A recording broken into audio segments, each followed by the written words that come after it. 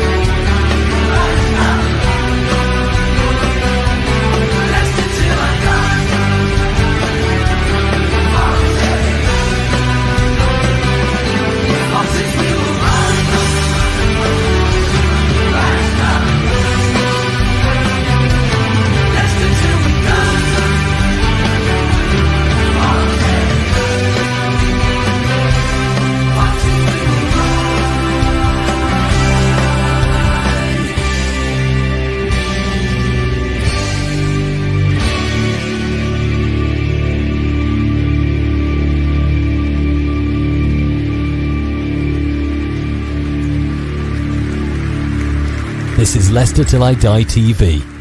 Watch and subscribe on YouTube and listen on your podcast platform.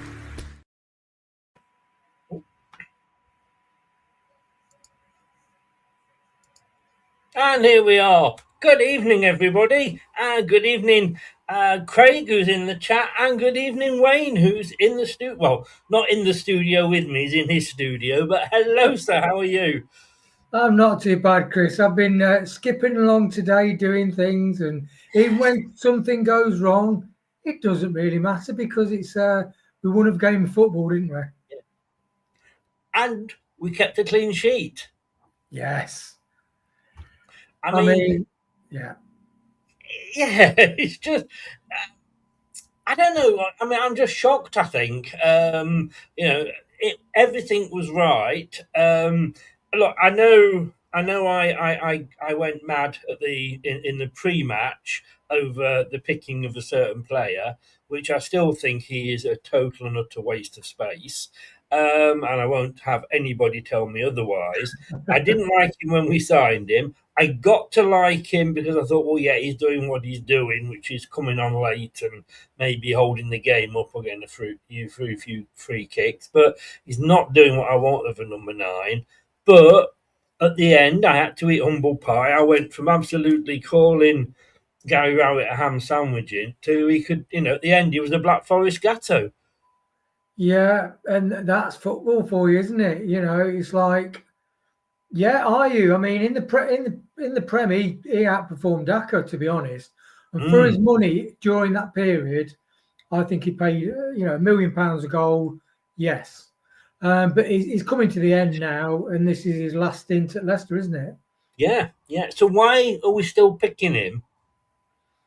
Because I did say in the post-match, he says, I get why, we've got young players, but just at this point of the season, we do need some old heads. That's what he said in the post-match. In fairness, I haven't seen that. And it's a good point that he's making, and I get it, but surely you should be blooding players ready for next season.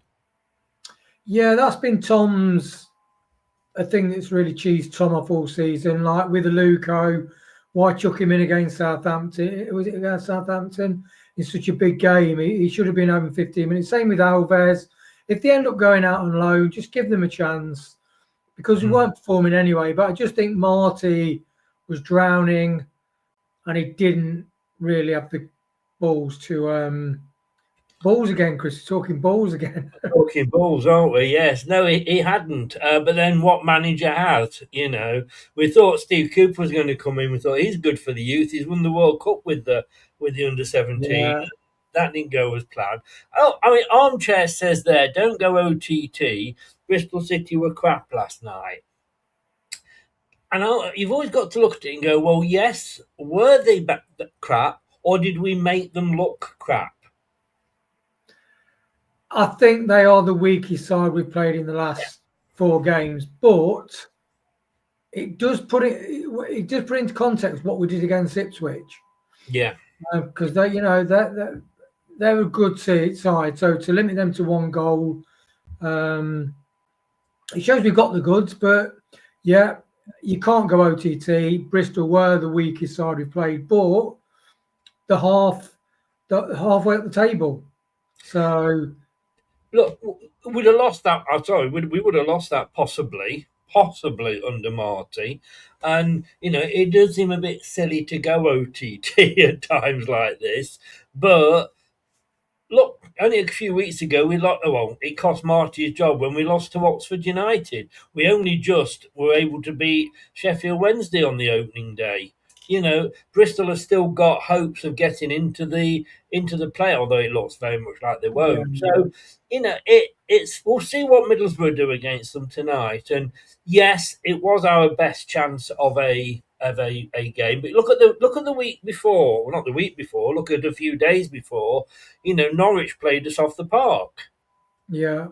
And to me, I think we're entitled to get excited. Well, I mean, if you can't get excited when you've won and got a clean sheet, I mean, that is one of those is enough with our season to get excited.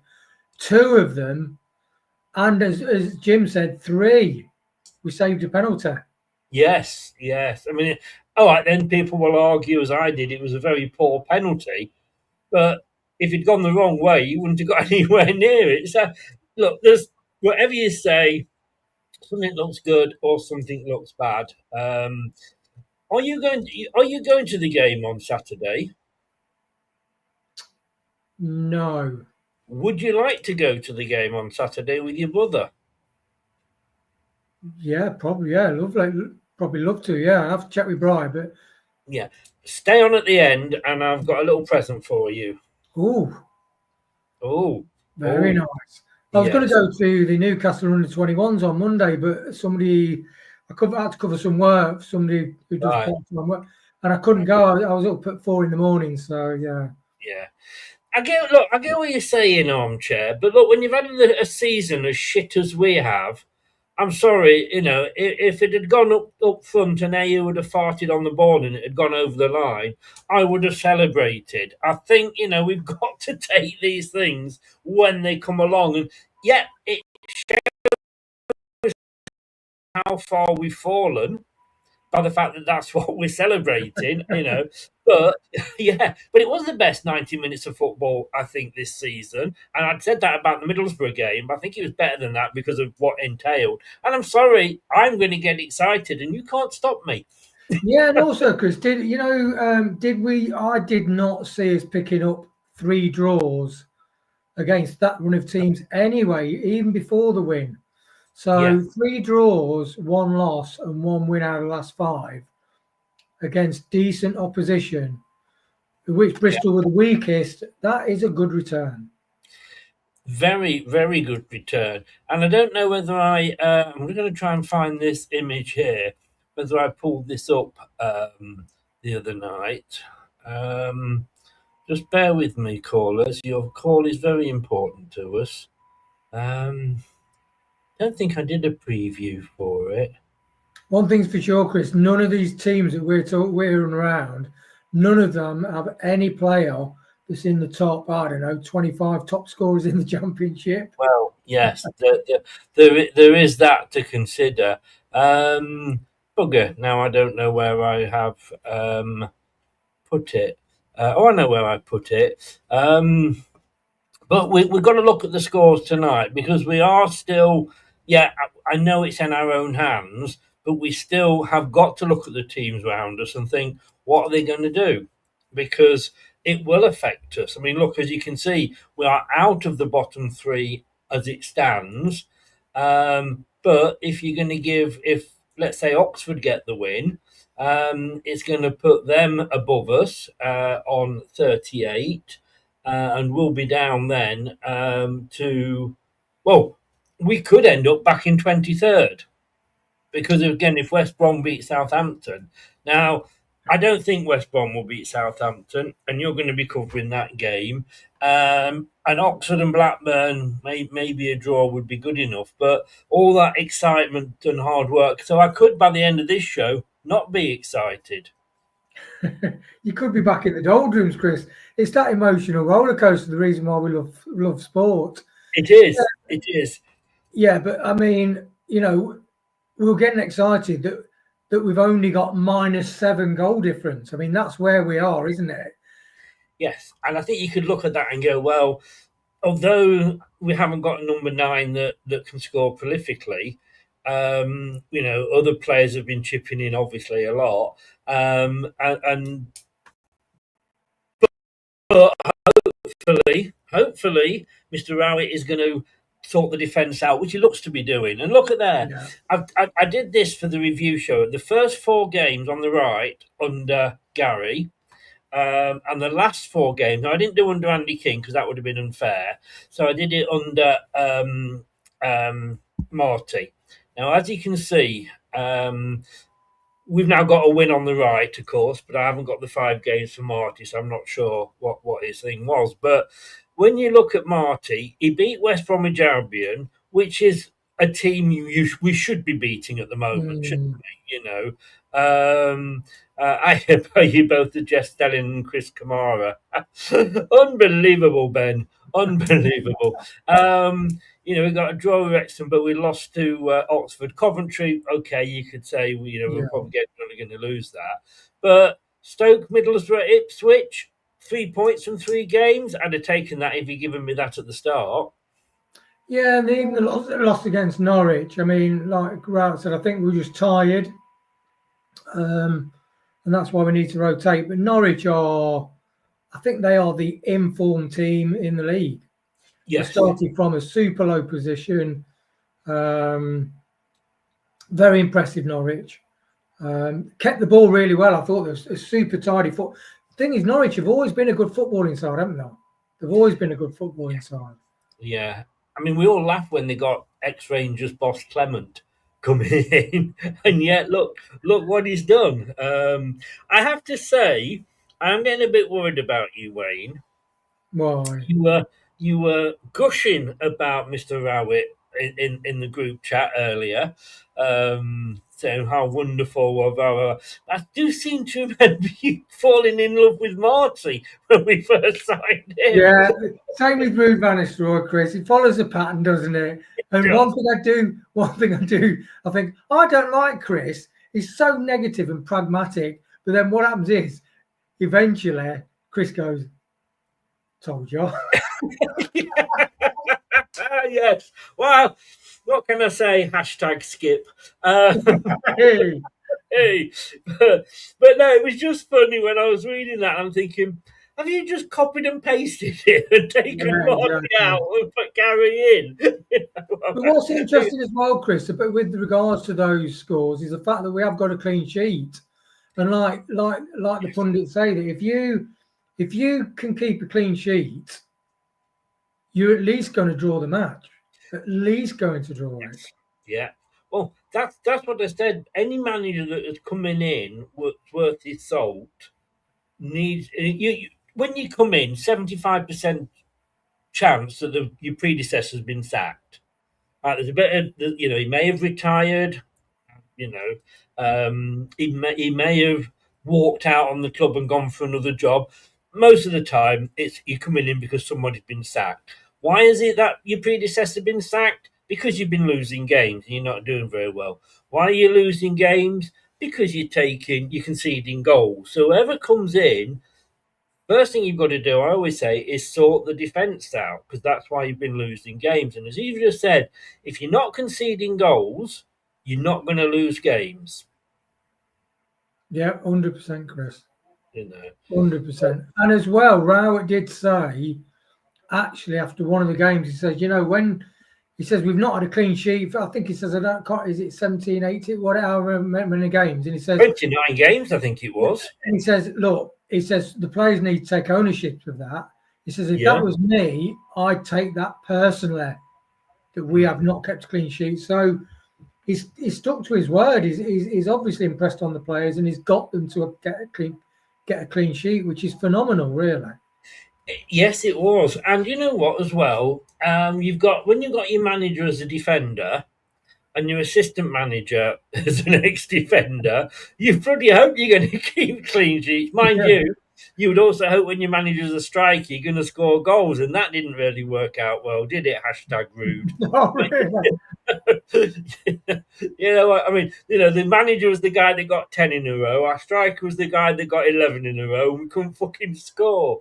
That's the definition of a paradox, isn't it? Yes, indeed. Now look, Bristol City are 11th.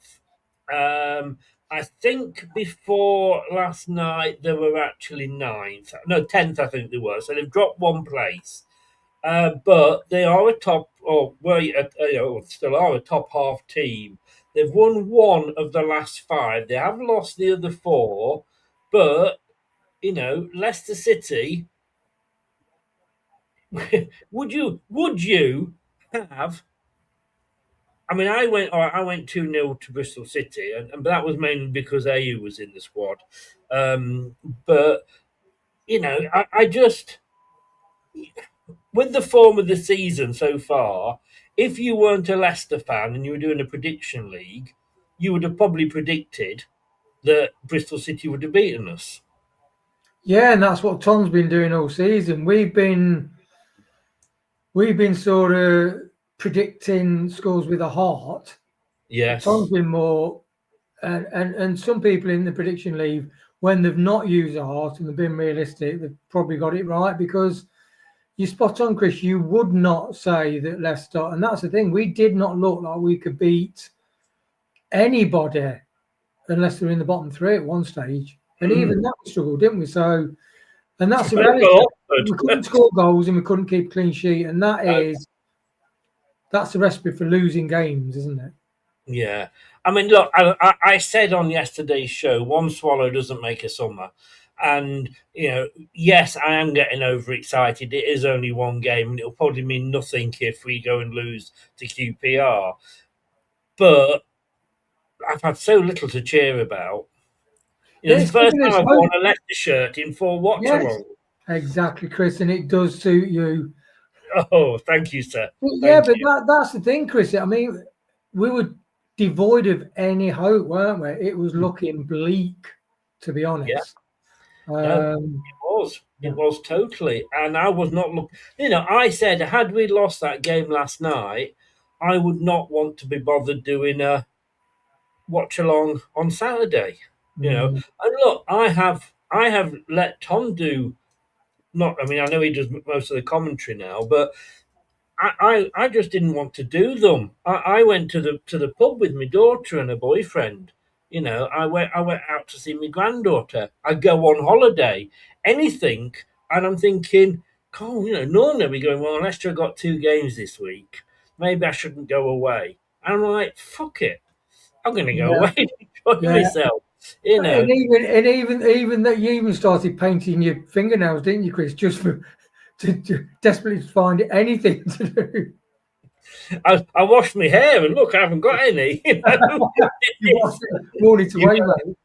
know that feeling. But no, it's true. That I did a show that I said where my club. I said, "Is it possible to fall out of love with your football club?"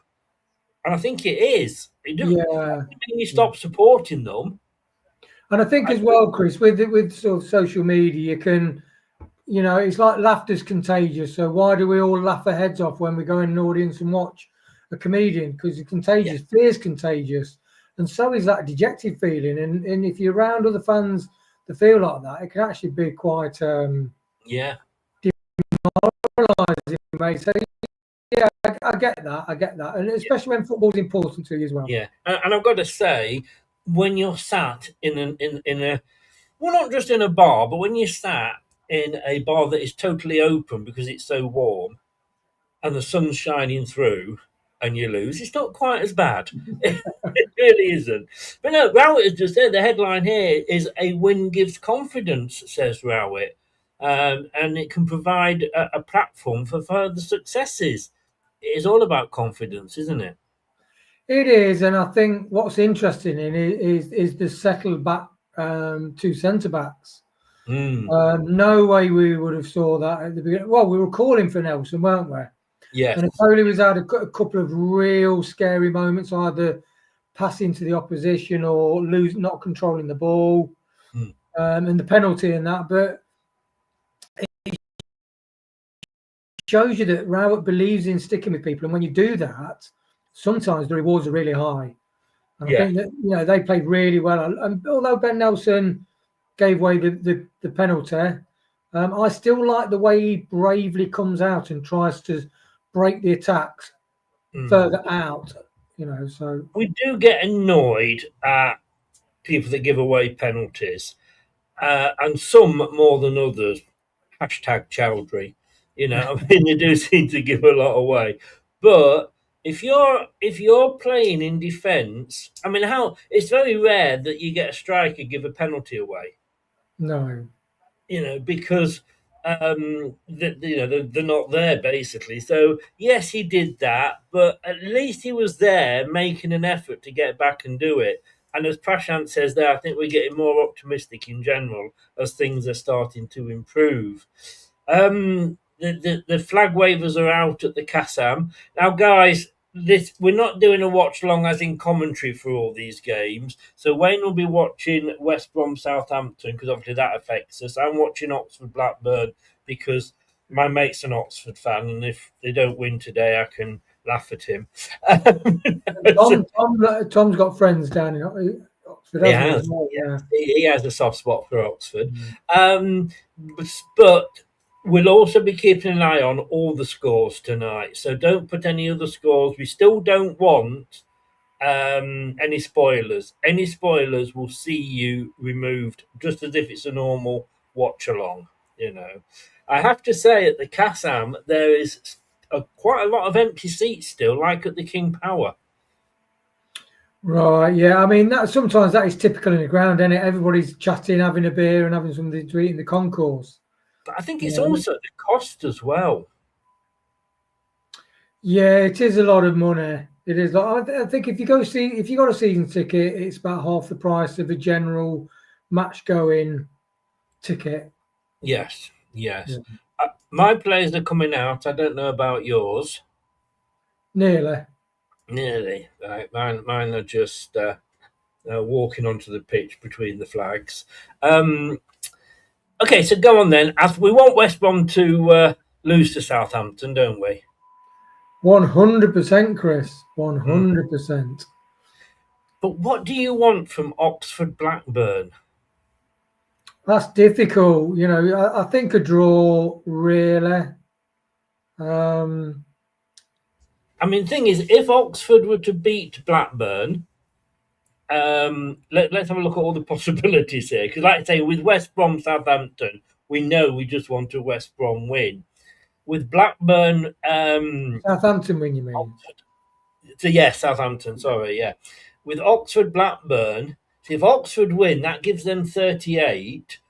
They don't jump over us because unless they win 7-0, which they're unlikely to, they will stay. They'll have to win 8-0 to go above us because of the goal scored.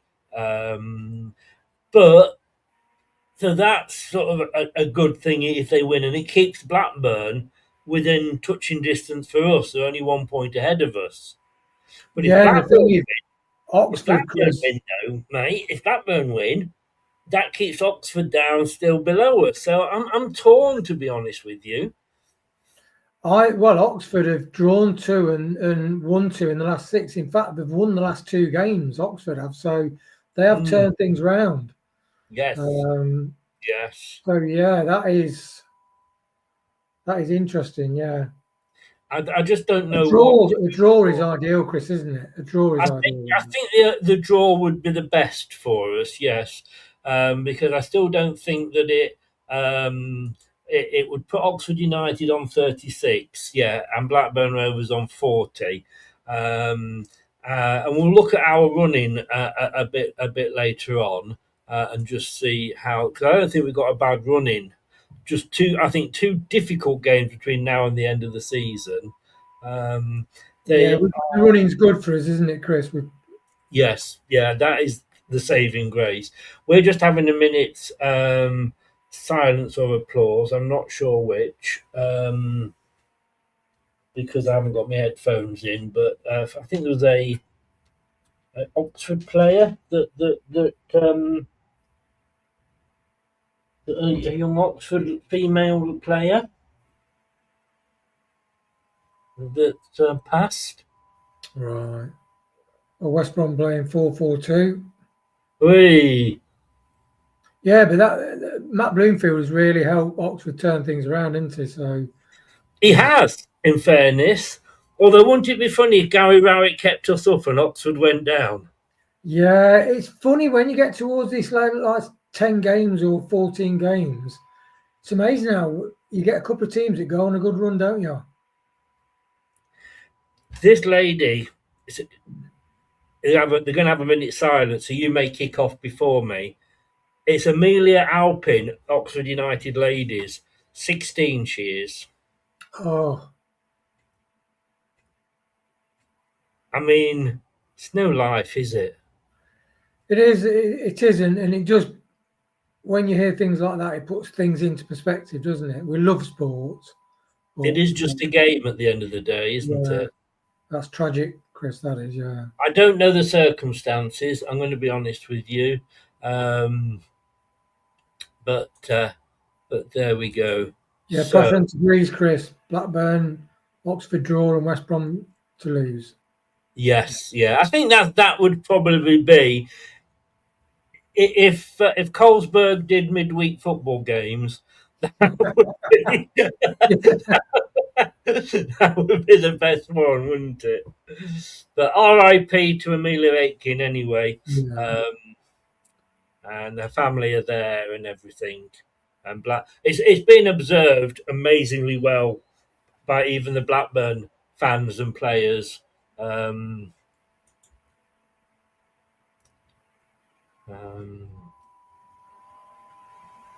I'm just seeing if it's saying. Now, the BBC have gone, sinking baggies host informed saints. Well, And I like Blackburn, that. I like that title. I like that tagline, Chris. That's a good one. yeah. And Blackburn, Oxford, they've got it down as a 6-pointer. Not the old 6-pointer, Chris. The old 6-pointer. Right, let me just see.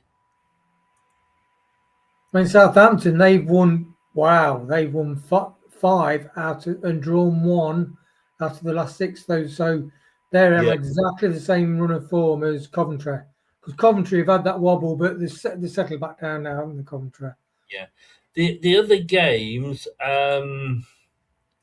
no, it's not telling me why. Where are we?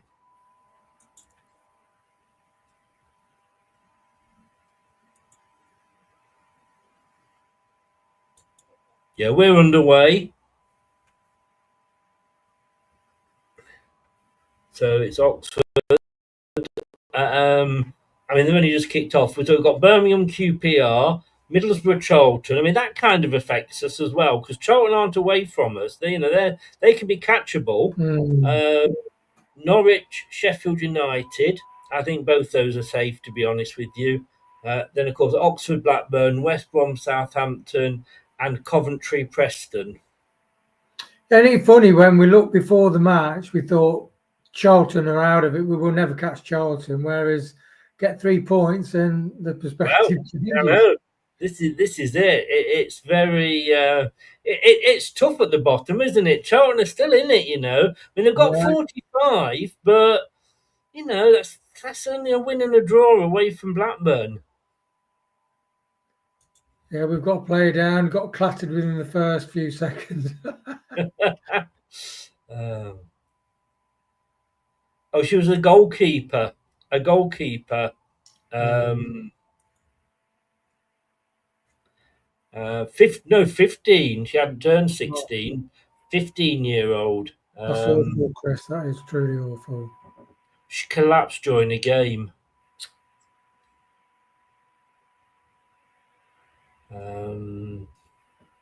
That's the shocking thing, isn't it? When it's young, either young children or even teenagers.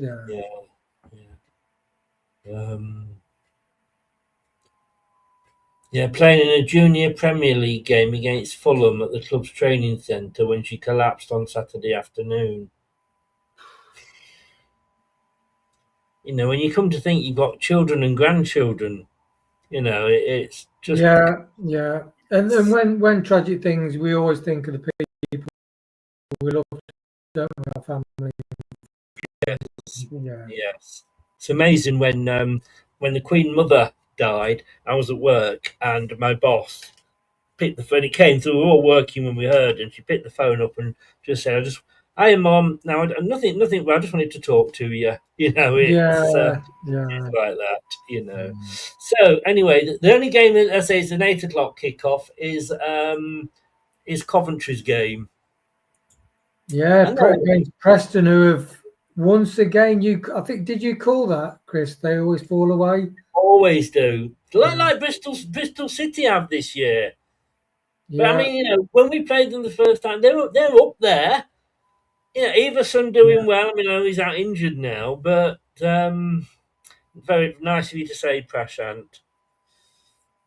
So at the moment, we've got Oxford are pressing away like mad, but giving the ball away there.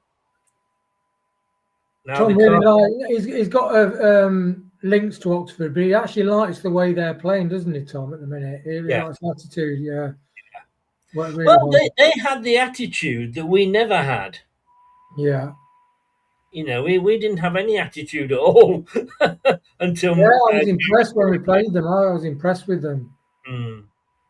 And not only that, he's getting this out of a team that by playing the same formation and style that we were playing before.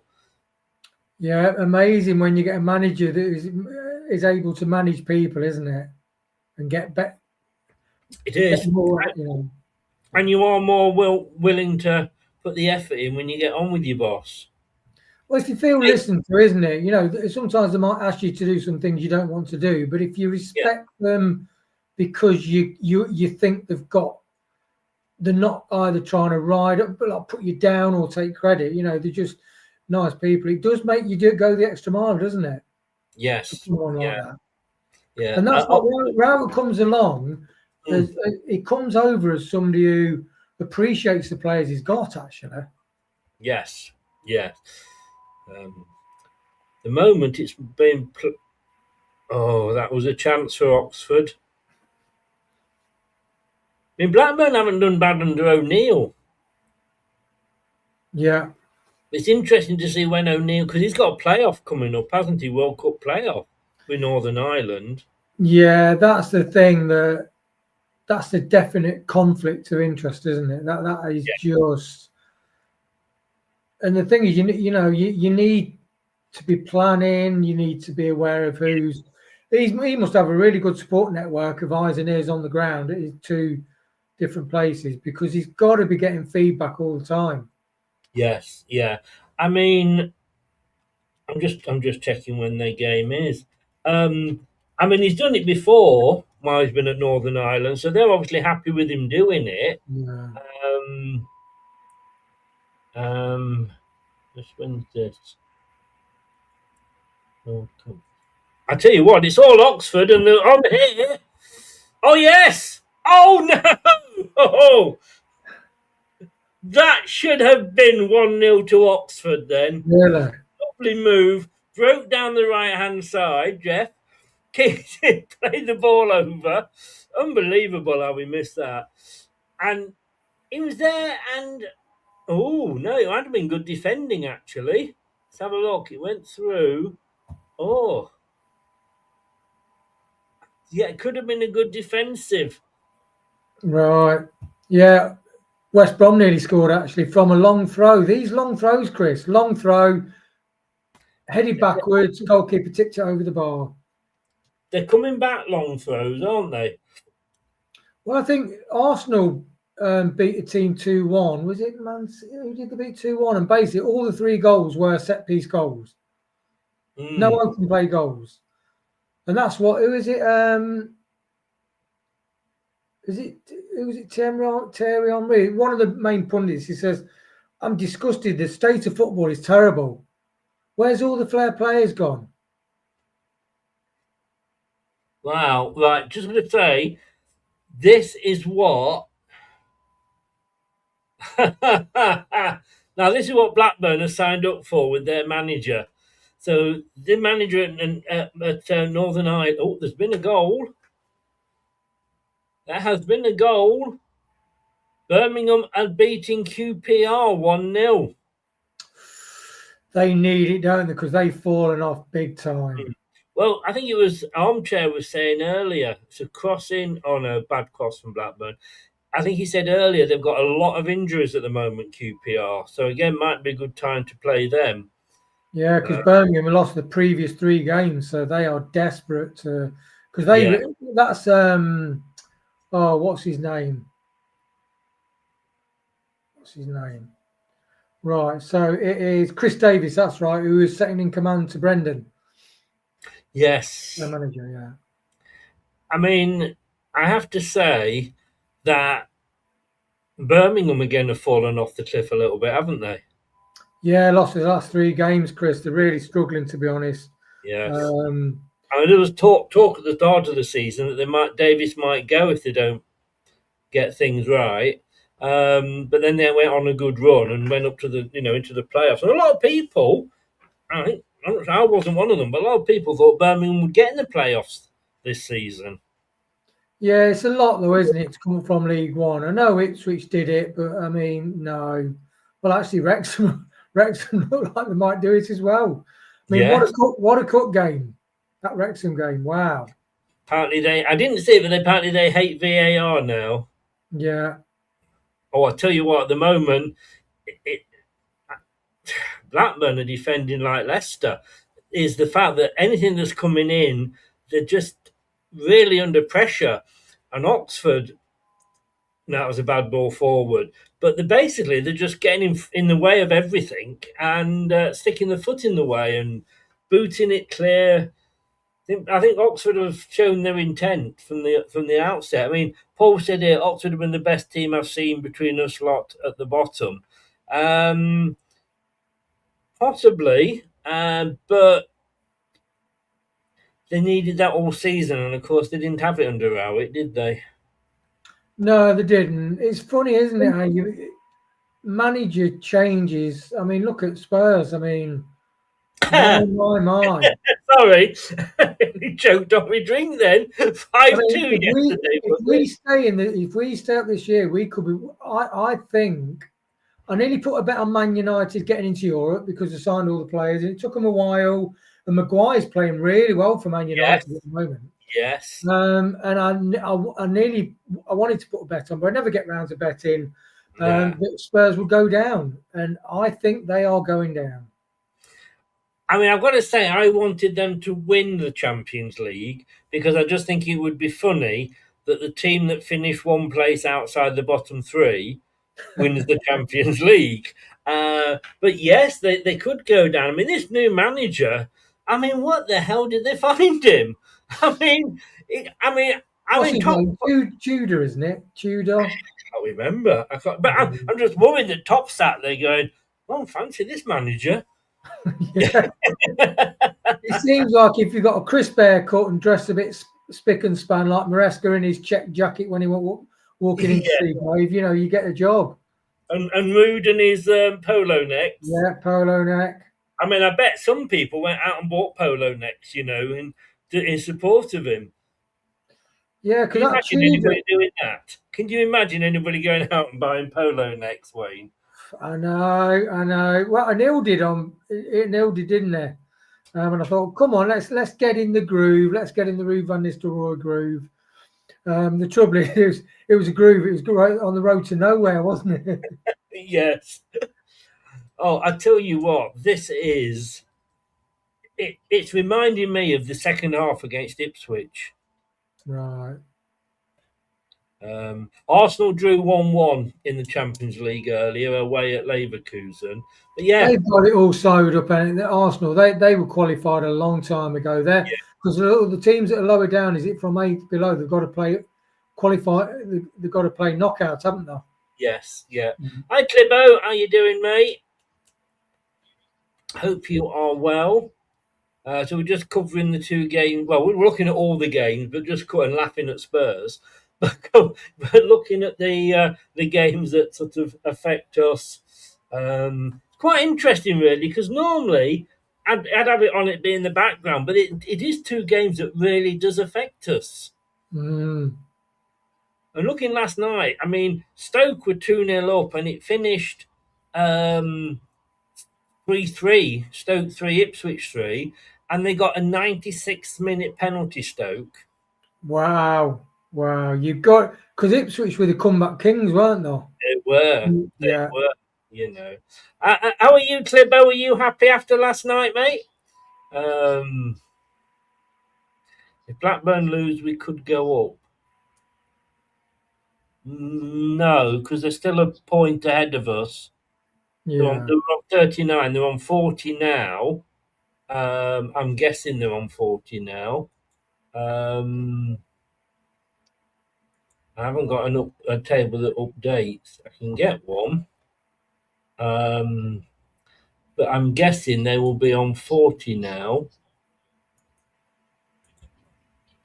I mean, Southampton, when they played us and came back and beat us 4-3, they did look phenomenal. I know we folded, but they did look a class act. But then they go and lose, you know, it's like Hull have gone a good run and then lose a game and draw a game. So, yeah. Totally weird league, isn't it? I mean, this is why I was so shit in the prediction league. I apologise to anybody in the prediction league, and I have to apologise on behalf of Brad. He sent his apologies, but he'd completely forgotten to do the midweek games, and he was busy and hadn't had a chance yet to do the weekend games. So I did put the weekend games up today for him. It's just so much. I'm such a busy man. I'm in such demand. Well, you are, Chris. You see, you have to delegate, don't you? Well, I have been approached by a very nice French lady. I think it was the fact that I had onions around my neck, and a black and white boot jumper. Oh, nothing like picking on things that are obvious. And we are going to be featured possibly on Canal Plus, which is one of the big French channels. Oh, yeah. That they want to come at the 10th anniversary of us winning the Premier League. They're going to follow Craig, I think is doing this for me. They're going to follow him to a game because he's got a season ticket, so I know that that he could go, and he goes with his son. And what he did Piaf. I don't know the song, but Rihanna something like that. Anyway, so they're doing that, and they wanted to film one of our watch along shows. Right. I don't know whether they will do that because obviously I'm down in Poole, so Oh, you'd have to filter your language, wouldn't you, Chris? What are you going to do about the language situation? Well, they might not understand it in French. I'd have to le bastard. Imagine if we lost and we got thumped and you went on a 20-minute rant. All the fans are applauding now because it's the 15th minute. Yes, I mean, exactly. They stopped the game. Fair play to the clubs.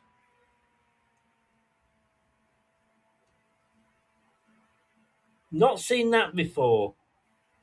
Why have they stopped play?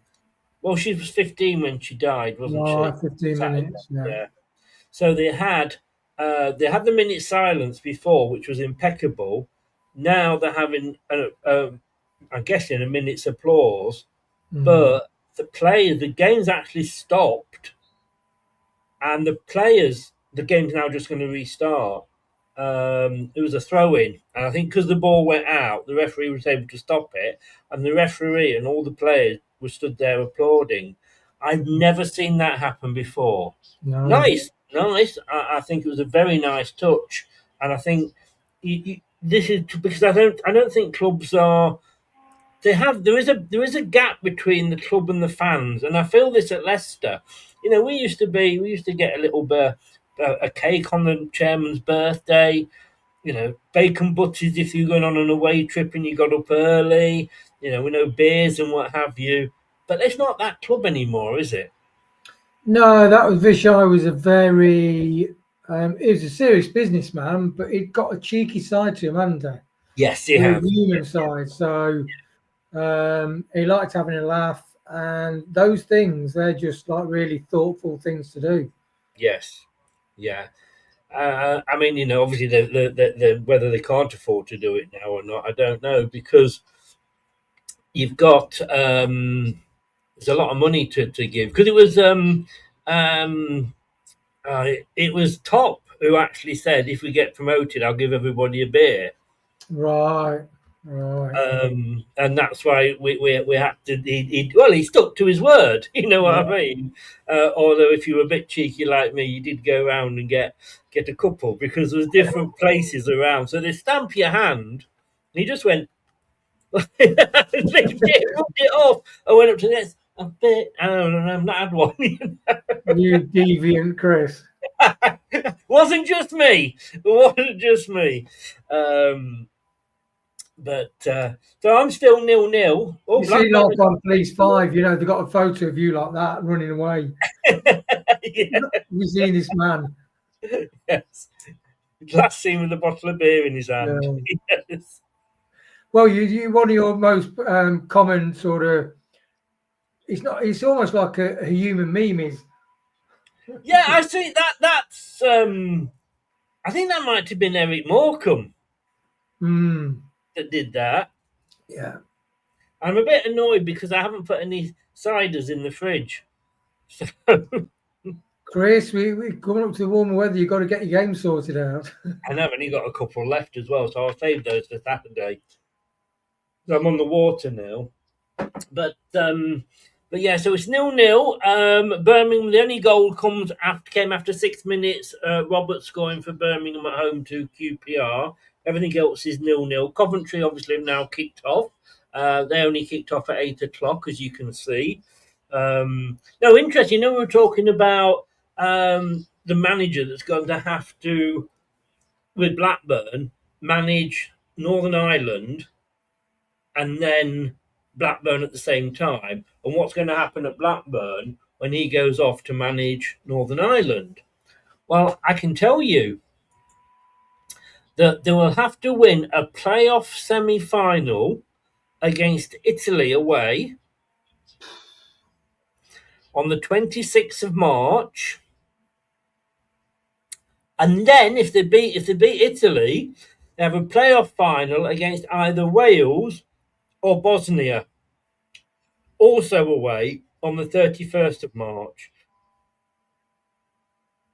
That timing for the running, yeah, that is bad timing for the running, isn't it? Can I just say, you've got to love FIFA, haven't you? Oh, I love it, yeah, get stuck in. Well, that's rock and roll football for him. Yeah. I tell you what. Plus, as well, it's like if you get a quick turnaround, like 3 games in a week as well, can get pretty complex, can't it? So I mean, you've got to say from the 26th of March, 3 days before somebody's 65th birthday. I'm not mentioning any names here, but and I don't get my bus pass either, which is annoying. So 45 is that, Chris? Sorry. 45. 45. Yes. Yeah. 40, yes. Yeah. Or good punch there from the Blackburn goalkeeper. But that, so you're looking really there. Where have I put me? I did have a diary. I don't know where it's gone. But if we're looking at the 6th of March, the 26th of March, he's got to be with them a few days before, hasn't he? Now, I hope they beat Italy. Because I'm not particularly fond of the Italians. That's only a couple of weeks away, isn't it? It's a couple of weeks, literally, yeah. Yeah. So, I mean, he may well be going. Right, so the 26th of March is a Thursday. Yeah. And the 31st is a Tuesday. Yeah, well done, sir. Now, I'm just wondering what games Blackburn Rovers have got. I'll tell you what, they are hanging on here. Oxford are going for it, big style.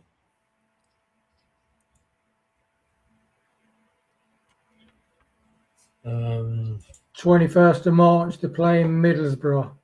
Or are they? 21st of March. And then So, it must be in England. Yeah, so it's the international break, Chris, isn't it? damn.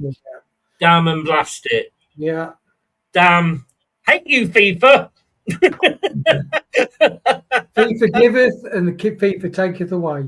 Yes. Well, look, I'm going to say we've had 22 minutes in our game. We're never going to get that. And I have to say it is all Oxford. I think the quietest player on this pitch is the Oxford keeper. He's had nothing to do, and I know Oxford at home, but Blackburn, they've just not let Blackburn settle at all. At the moment, with say a quarter of the game here gone, oh no, he's free. Absolutely, he's crossed the ball all the way over the pitch, and the guy, Oxford player, was on the far side. His shot, and the goalkeeper's gone down and saved it. I can't believe it's like watching Leicester. They are literally just booting everything clear. Blackburn, yeah, it says here that Blackburn had 57% possession, but they've got no shots and none on target. No. Interestingly, Sheffield United won. Well, it's Norwich City 0, Sheffield United 1. Wow. Because, I mean, who's Sheffield United manager? Oh, yeah, the guy that wanted to come and manage us. Yeah. Just saying. How's your game going? Tell me about your game. Yeah, it's pretty nondescript at the moment. Not many chances on goal, Chris, to be honest. Quite boring. Feeling each other. Southampton got a lot of possession. In fact, climbing up, they've got nearly 70% possession. But here's the interesting thing about the possession. Although they've had one shot, Southampton, with none on target, whereas West Brom have had 30% possession, and it's going down as the game goes on. Southampton getting more and more possession, but yeah, West Brom have had 4 shots, 1 on target. I guess Southampton would have realised that the situation that West Brom are in, that they were going to come out and go for it, if you like, and that's that is. But this, like I said, I mean, I'm looking, like you said, at this game. They've only had 2 shots, Oxford, but they've had 10 touches in the opposition box. Blackburn have had 1 in Oxford's box, and that sums up the game. To be honest with you, yeah. You don't need it. What's that chart you do? What's it called? The goalkeeper then was well out of his box because it was a lovely move again. Oxford, it's like a hot knife through butter. Not a hot butter through knife, a hot knife through butter. Oxford, I mean, the guy said earlier, it's about them being the best team. And it was Paul. I mean, they are absolutely destroying Blackburn at the moment. But they've only got an XG of 0. Oh, no, it's just gone up, 0.05, their XG. So do you think, can you see Oxford climbing out on the recent form and the way they're playing tonight? Can you see them climbing out the bottom 3, Chris? If they win tonight, I can see them winning tonight, definitely, 100%. Blackburn are offering nothing. That said, Blackburn have had 61% of the possession. Yeah. I think that's because, and they're breaking away again. They're going to get caught out. They're playing a very high defensive line. Does this sound familiar? At least they've not got Vestergaard in the back line. They could do with him, I'll tell you. I could tell you what, they could even do without... No, they couldn't do without FaZe. Nobody could do without FaZe. I'm out. How you doing, mate? Yeah, what's going to happen with him at the end of the season, Chris? I'm keeping him, of course. Without FaZe, they'll win. There's only one without FaZe. Thank the Lord for that. I know. He's up in your top corner behind you, Chris. Oh, hang on. We could have a red card here. No, it's only a yellow. Sorry, an Oxford player was through, and maybe he wasn't the last man. Let me just have a look at it. No. He took him down. It was a blatant foul. Took one for the team, but there was another Blackburn defender. But I've got to say, it is all. It's like a yellow peril here. Mm. You know that. What's the flow chart that you do, Chris, where it's got the Momentum. Yes, momentum chart? That's the one. momentum chart. Yeah. Phil, remember Phil Lynnett's Yellow Pearl? Attack. No. No, he used to be the theme to Top of the Pops. Phil Lynott of Thin Lizzy. And this is like it's just like a yellow tide that just keeps going forward. If Oxford don't win this game, and they've got a free kick now in a very, very good position, virtually Blackburn just looking organised, though. Blackburn looking organised, Chris. no. West, That's the thing. No, they're literally it's last minute, like I said, last minute defending. right. And Because Southampton have got having a lot of the ball, but West Brom look very organised, and they just can't get into really good chances. Southampton can't inside the box. Well, they're having shots. I mean, that was a poor free kick there. The wall did its job. The wall did its job, and it's gone out for a corner. But Blackburn, look, I mean, would you describe Leicester's defending as good? A lot of our defending has been last minute, especially against Ipswich. We were throwing bodies down, and I think we've become more resolute, haven't we? yeah. But I'm just thinking that's like Blackburn. I mean, like they can't. They're trying to get it clear from this corner, and it's just coming back at them. You know, sometimes when you watch like Oxford, or I'm watching Southampton here, you're thinking, why couldn't we beat Southampton? Because they're looking quite ordinary here, really, after half an hour. But like I said, do you think they're soaking the pressure up? West Brom, yeah, Southampton are struggling to really create chances on goal. West Brom look organised. Well, we were leading 3-0, weren't we, against Southampton? Yes. Out of interest, I know this isn't one of the games we're following, but PSG have just gone 1-0 up against Chelsea. Well, Faz was playing. What Faz got apparently had a stinker, didn't he, in the Champions League? Wow, Faz. Yes, he did. Who knew? Interesting. I wonder if Rosinha will be sacked at the end of the season because he's not having a good time at Chelsea, is he? He started off well. Yeah, it's like Cole Palmer, you know, he's... This referee is having a stinker. Why is he having a stinker, Chris? Well, in that particular instance, it was a foul on an Oxford player, but they'd got advantage. They were going away with the ball, and he could see they were going away with the ball, and then he blew his whistle. Oh, I hate that. Hate that, Chris. And twice from the corner, and the corner was cleared out and then kicked back in. Twice an Oxford player was blatantly having his shirt pulled. The Sky reporter just couldn't believe it. He said, how is that not being given? I think it's going to be interesting in the World Cup, though, you know, because I watch a lot of Premier football, and the amount of ragging around and pulling shirts, and I can't see that being, well, it won't be allowed in the World Cup. Oh, header. Back post, Southampton's keeper saved it. Header straight at the centre of the goal, though. The keeper. It looks like Southampton are, well, as we know, I mean, they scored 4 in the second half, didn't they, against us? Yeah. That's Cienzo. He's a good player. He's a clever player, that's Cienzo. 14 touches, Oxford in the Blackburn box, 1 for Blackburn in the Oxford box. There's no need for a momentum chart for this game, is there, Chris? No, I think it might be totally yellow, if I'm honest with you. Some games end up being almost like 82% possession, don't they, with some teams that are just completely on top. Blackburn playing it out from the back. Although having said that, Oxford, no, they've managed to clear it.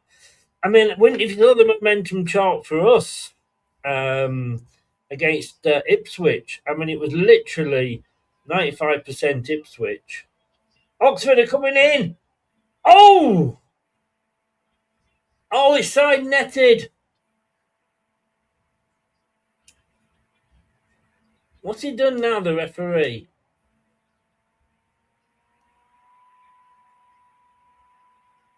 I think he's given a foul on the goalkeeper.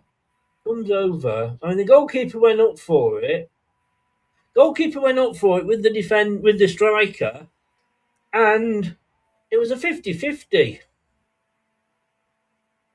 Oh, and then it was hit into the side netting. I think he's given a free kick, possibly to, yeah. I mean, these goalkeepers are so protected these days, aren't they? Yeah. Although in the Premier League they've been letting a lot of stuff go, Chris.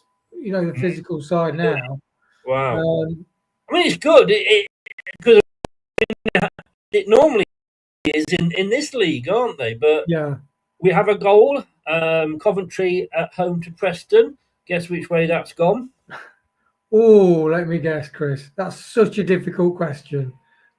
I need to ask your friend AI for that one. AI, get back under the table. Well, yeah, Coventry, they are storming away. Oh my God! Yes, 1-0 Oxford. Oh, 1-0 to Oxford. 33 minutes gone. And I have to say, totally what they deserve. I mean, the ball was crossed in. The first striker, Oxford player, headed it. It was a really good save from the goalkeeper for Blackburn, but he'd only parried it as far as another Oxford player. Right. Because no Blackburn defender was picking him up. Disgusting attitude, Chris. What's that? Sorry. Disgusting attitude, not picking somebody up, is it, when you're a defender? Well, I mean, I'm just watching it again here. So the cross comes in. It's a superb header. What a good save. Oh. And he ran in. He actually, the guy that scored the goal, Donnelly, he ran into the box. Nobody was covering him. Oh, my goodness me. West Brom nearly scored. It just shows you, Chris, they've had a couple of very close chances against the run of play. So that's, yeah. Right, let me see if I can do something.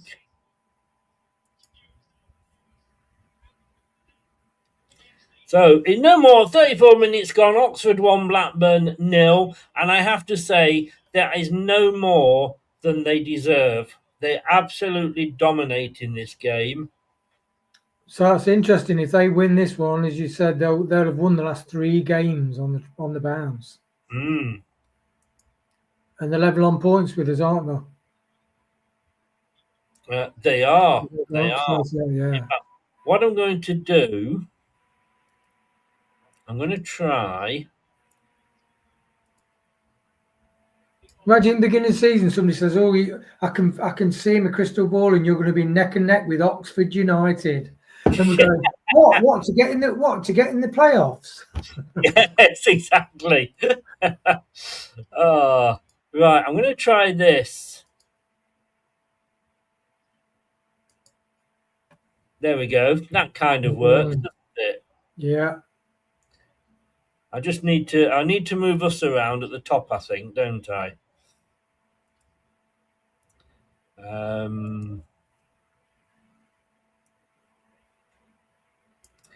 Just can you see me moving you at the moment?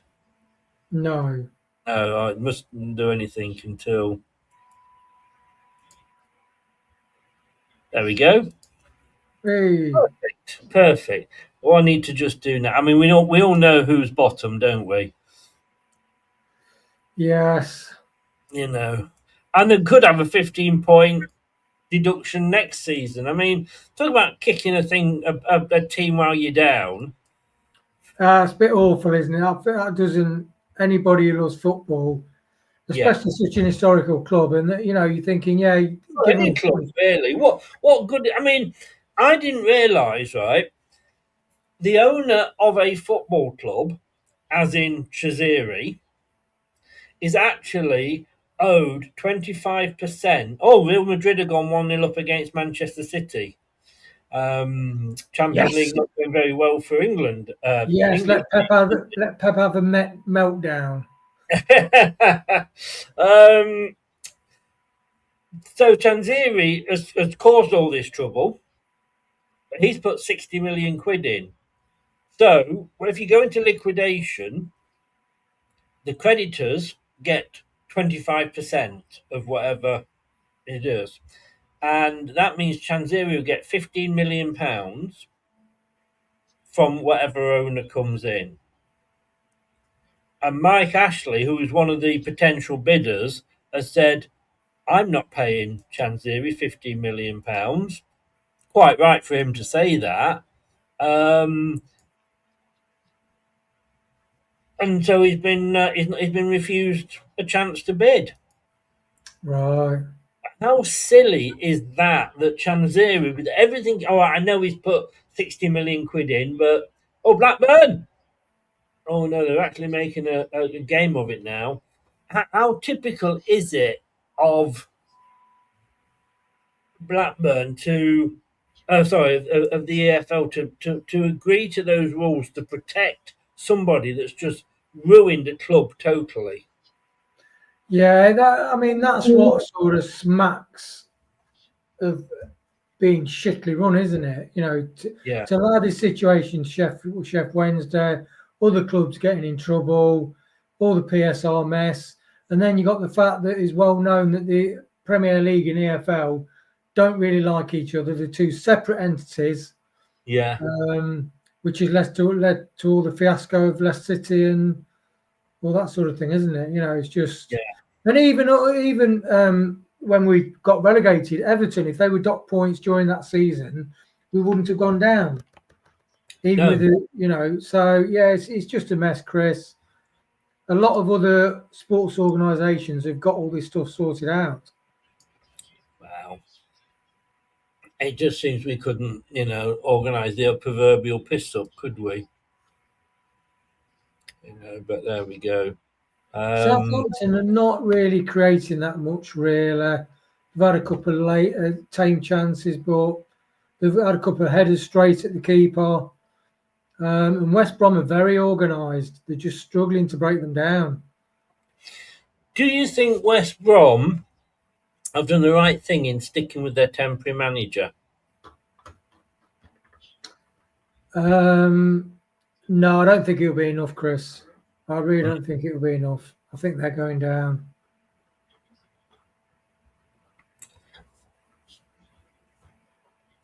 Because they might.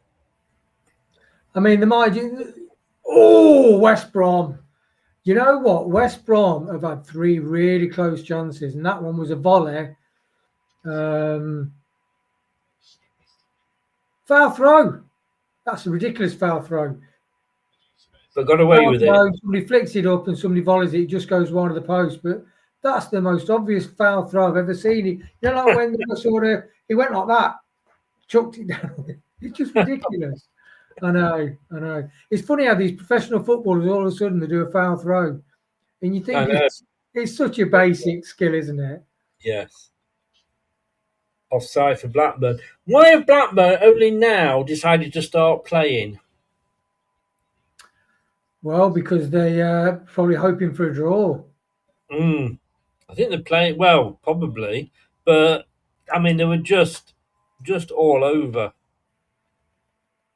I suppose they are away at Oxford, aren't they? So they probably expected. The manager probably said, "Let's try and get in at half time 0-0." So that seems quite a common tactic, doesn't it? Get to the half time 0-0, and then you can't. It never works out playing for a draw, does it? Never ever, Chris. No.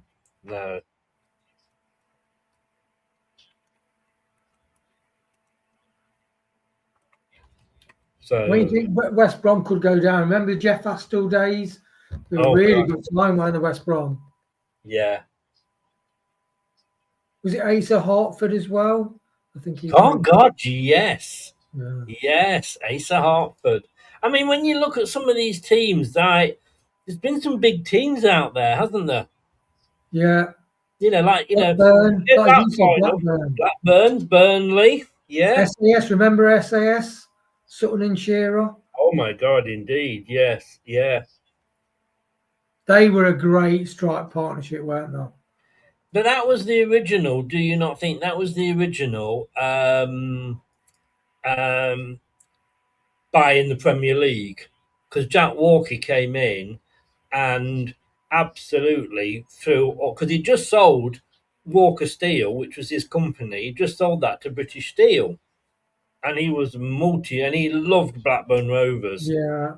And he just pumped all his money into Blackburn Rovers. Hang on. Talking of which, no, it's a corner.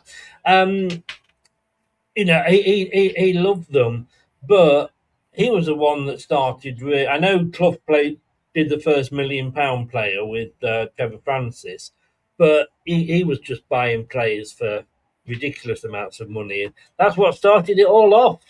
Yeah. There was Tim Sherwood in midfield, didn't they? Played for England. Tim Graham Flowers. Graham Lasso. So was a great defender. Flowers in goal, yeah. Flowers, yeah. Played for England, didn't he? Yes. Oh, that was a bad miss. Oh my God, what's that? He won't want to see that again. Blackburn. Now Blackburn at the moment they're on top. Chelsea have equalised. PSG 1, Chelsea 1. But you'll love this one, Wayne. Real Madrid 2, Manchester City 0. Get in there. Well, Harvey Barnes scored yesterday, didn't he, in the Champions League? Did he? Oh, right. And Barcelona, when Yamal equalised in the 96th minute, something, 90+6. Barnes, he's playing really well for Newcastle. Yeah. He's on fire. Yeah. And he does that old... Yeah, the old Robin Hood thing, yeah. Ben's asking there, how are West Brom looking? Well, there's been a goal, Chris. Oh, no. Yes. Literally just come up. Yeah. West Brom 1, Southampton 0. Wow. Well, it's all going wrong for goal, yeah. Corner came across, header, keeper saved it, scramble for the ball. Yeah, Vestergaard, somebody took it down like Vestergaard turn and just pumped it in from about 2 yards out. The right scramble, yeah. But that's the thing. Southampton had a lot of possession, but actually in front of goal, I think West Brom have had the better chances. So, let's have a look. There's the table then, updated for you. Yes. It's not looking good. Well, you did say this, didn't you? You did say this yesterday, that if results go a certain way, we could end up back in the bottom three. Yeah. Well, everything that we wanted to happen, we said would be an ideal result for us. It's not happening. It's not, Chris. How cruel is life and football? Oh, it is. It absolutely. Southampton will come out storming in the second half. Yeah. It's always because it's another few minutes of injury time and it's half time here. We got 2 minutes added on, which is probably the extra minute that was stopped as well. But then again, Blackburn, if Oxford are playing really well at the moment, so as long as some team gets dragged back down with us, that's all. And Portsmouth as well now, so Portsmouth, Blackburn, maybe Charlton, we're all right, Chris, aren't we? Well, just bring it up there. We are back in the. I mean, look how tight that is at the bottom now. And it means that we have got to get something against QPR. You know what? Back-to-back victories, Chris. Wouldn't that be absolutely wonderful? Yes, it would. You'd be squealing like a girl again, wouldn't you, Chris? Well, you wouldn't get any Americans squealing like a girl watching NFL, would you? Jim won't let that drop, will he? I won't let it drop. I will. 'Cause not American football bored the arse off me. I knew you'd be bored, Chris. When you said Well, you're I did going try. In fairness, with half time here as well, 1-0. It's look, I gave it a try for Jim because we like Jim. Do you know what I mean? So we did, Todd's law, Chris. There was a thunderstorm as well, wasn't there?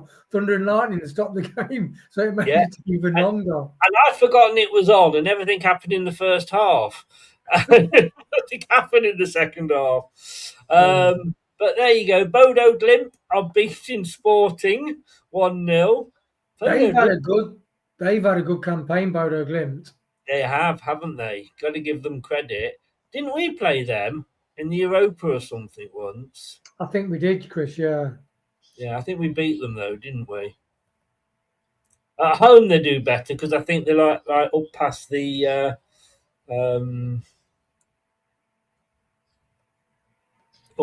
Arctic Circle.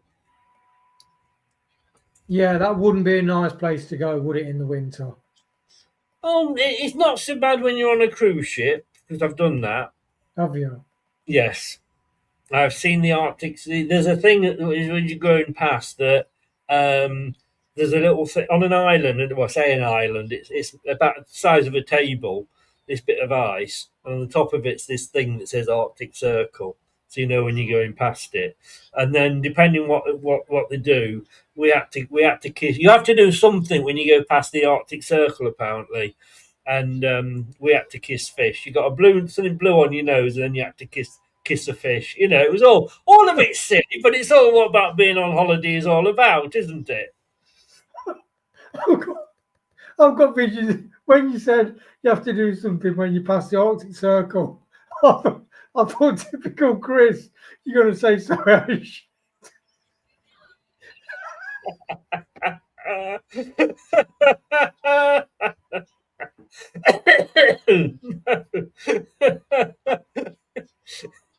Well, you could mark it that way if you want to. You do what you want to do. Right, let's move on quickly.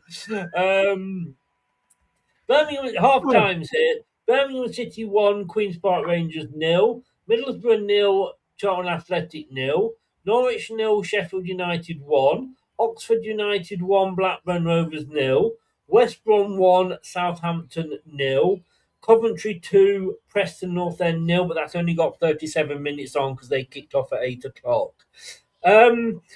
Can you see Southampton getting back into this? Yes. I mean, you don't come back and score. I know we were woeful and we did.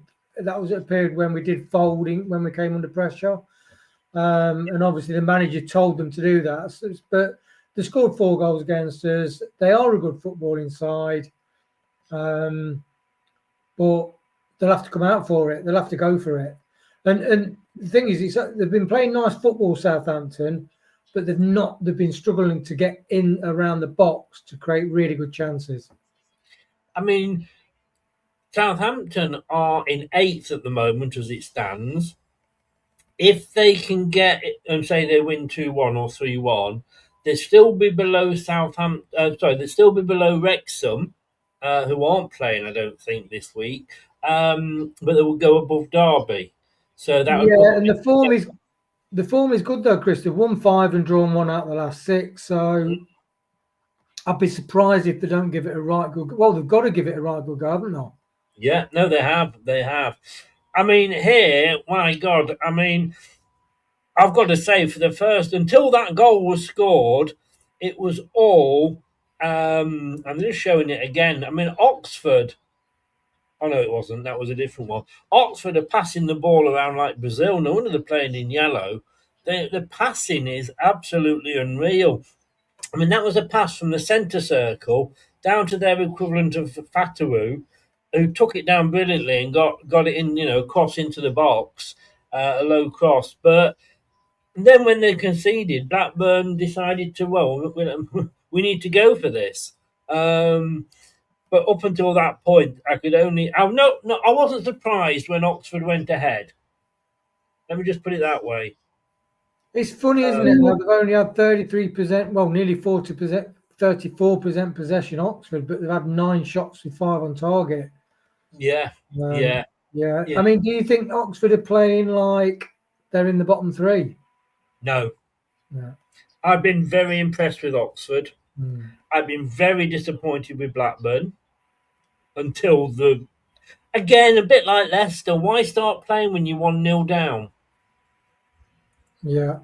I really, really don't get, how that, why you do that.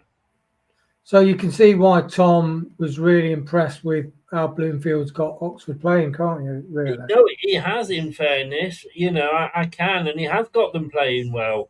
He really has. And I'm just looking now at your game here. I mean, West Bromwich Albion's XG 1.21, Southampton's 0.5. Yeah. They've not created much, to be honest, Chris. Clear chances, they just can't create them. 67% possession they've got, though. Yeah. And it's like... Sorry, West Brom have got more shots on target, more shots than shots on target. And to be honest, West Brom could have been 2-0 up, actually. They've had a couple of goalkeeper saves from close range, from a corner. Yeah, there's no doubt. I mean, so Southampton, they've got to play quicker ball to break West Brom down. Because West Brom are, what's one thing West Brom are? They are very organised defensively. Yes, yeah. So they're doing the typical thing, letting Southampton have a lot of the ball in front of them. But they've got a bank of 4 and 5 and they can't get through them. Yeah. Coventry, I don't know if I said this, Coventry 2-0 up. Did I say that? You did, mate, yes, but it looks like they are. I mean, if they get a run together, they could be out of sight, couldn't they? Yes. Oh my God. Thomas Asante scored again. Yeah, I mean they literally threw it away because they did a Leicester, didn't they? But they seem to be getting the mojo back. Clibbo, I don't know whether Clibbo's listening or watching this. His bladder's all gone in the bathroom. He's under a foot of water or something. So hopefully, he's not. But he has got a shower leak. He has got a shower leak. Oh no! Not a human leak. He has got a shower leak. I took my shower head off earlier, and because every now and again you clean them, and I put it in the because it all gets clogged up with whatever they call it, and I couldn't get it back on, and I'm thinking, oh bloody hell, I've broken it. I have got it back on, by the way. But look, Kevin says there he has hard-working players. That's why they are doing well. I can't argue with that. I mean, I've looked at this, and this, I would say, is probably like Leicester Bristol the other night. Yeah, right. Oxford are well on top, but in the last, I mean, they've still got, only 34% possession. But we all know, don't we, what possession doesn't guarantee anything. An XG of 0.6 compared to 0.08, 17 touches in the Blackburn box, which is 10 more than Blackburn have had in the Oxford box. So now at the moment, this is the worst scenario that we could have come up with, isn't it? It's unbelievable. Watching both these matches and thinking, it could be lovely jubbly at the end of this, and it's not the case. In fact, West Brom the stats for West Brom, the defending in the air well. In fact, Southampton have had no corners, whereas West Brom have had 4 corners, and from 2 of the corners, they had 2 really good chances. Well, in fact, they scored from a corner, and then they had 1 tipped over the bar from a corner. So just shows you, it's not the possession, it's the amount of chances. It's getting that ball in the box, which is why the long throws are coming back in, aren't they? Get that ball in the box. Yeah. Because we talk about long throws, let's talk just very quickly about Luke Thomas, because he's taken a lot of stick this season from us as well as a lot of people, but he's improving, isn't he? He's improving. He's got the long throw, and he's also got a wicked free kick. I think we scored a great goal from the free kick. He can really whip that ball round. I think Tom says that he thinks he could play as a wide on as part of a five, a back three, and then a wing back. Probably better than more. Yeah, I think that was a great shout. I mean, he got the assist yesterday. I'm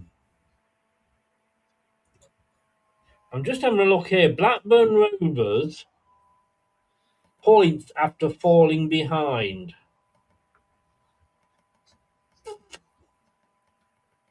Wow. Right, so after falling behind, Blackburn got 35 points from a losing position. Oh, surely not. No, they haven't. What's AI doing to me? They've only got 39 points in total, haven't they? I'm going to say, yeah, that's going to be wrong. What's this here? Points after falling behind. Okay, here we go. Sheffield Wednesday have got 2. Oxford have got 3. Charlton 5. Norwich 5. Portsmouth 7. West Brom 8.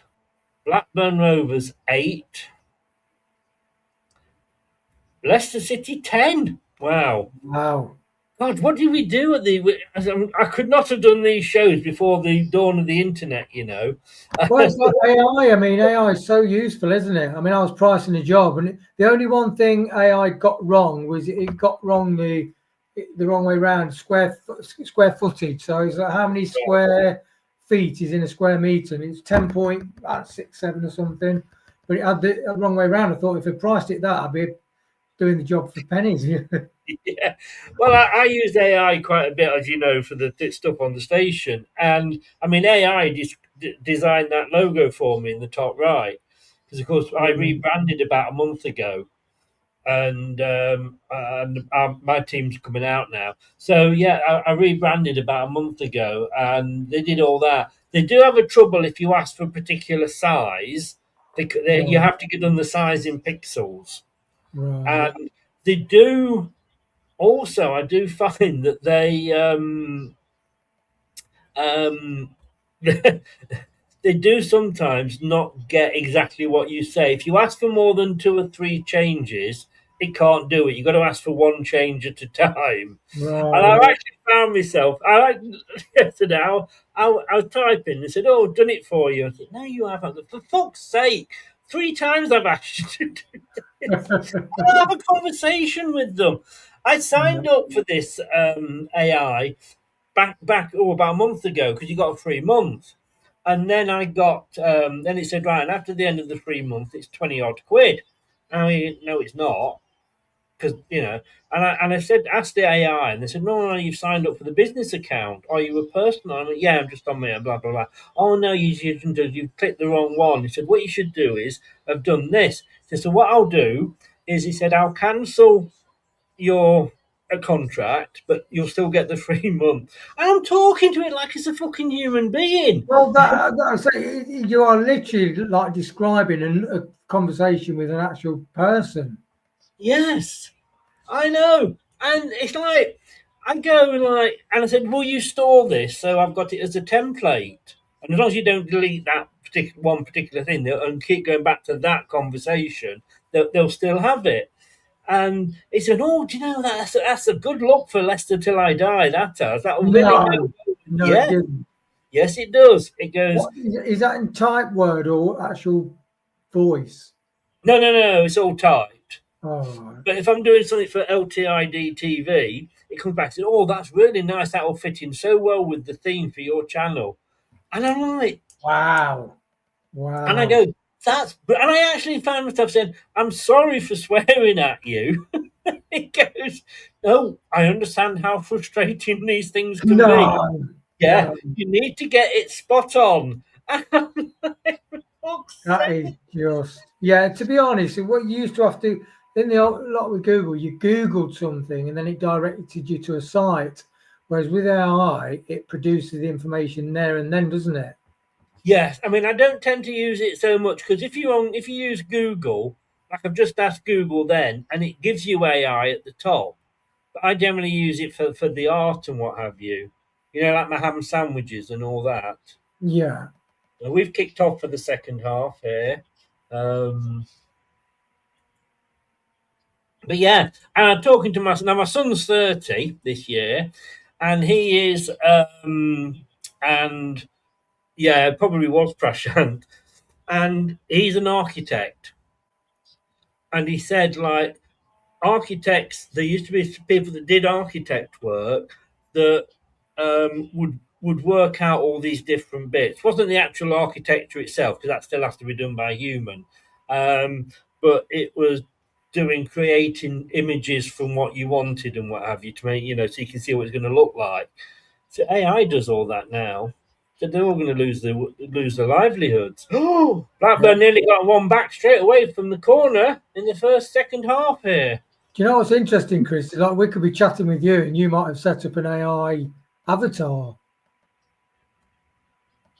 Who knows? Go on, Blackburn! No, Right, remember, no. remember 2001 Space Odyssey, Chris, where Hal wouldn't Yeah, let him in? Yeah.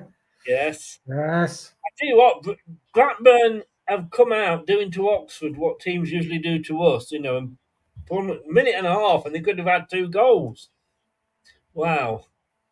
Um, And I said to my son, and he went, and I was explaining to him that I've just said to you about, AI. And he said, I'm the same, Dad. He says, because you never know, one day they may rule the world.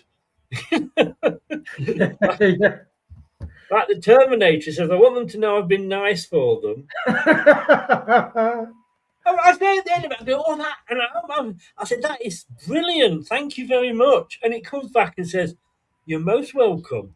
If you want to, I can do this and that and the other with it. And just say this is what you want and I'll do it for you. And I'm like, fucking Yeah, hell. 'cause you're supposed to train it, aren't you? To Are you? Oh, I don't know. I don't Yeah, know. I watched Diary of a CEO, and he had a guy there's some people working on like the safety features and to make AI safe.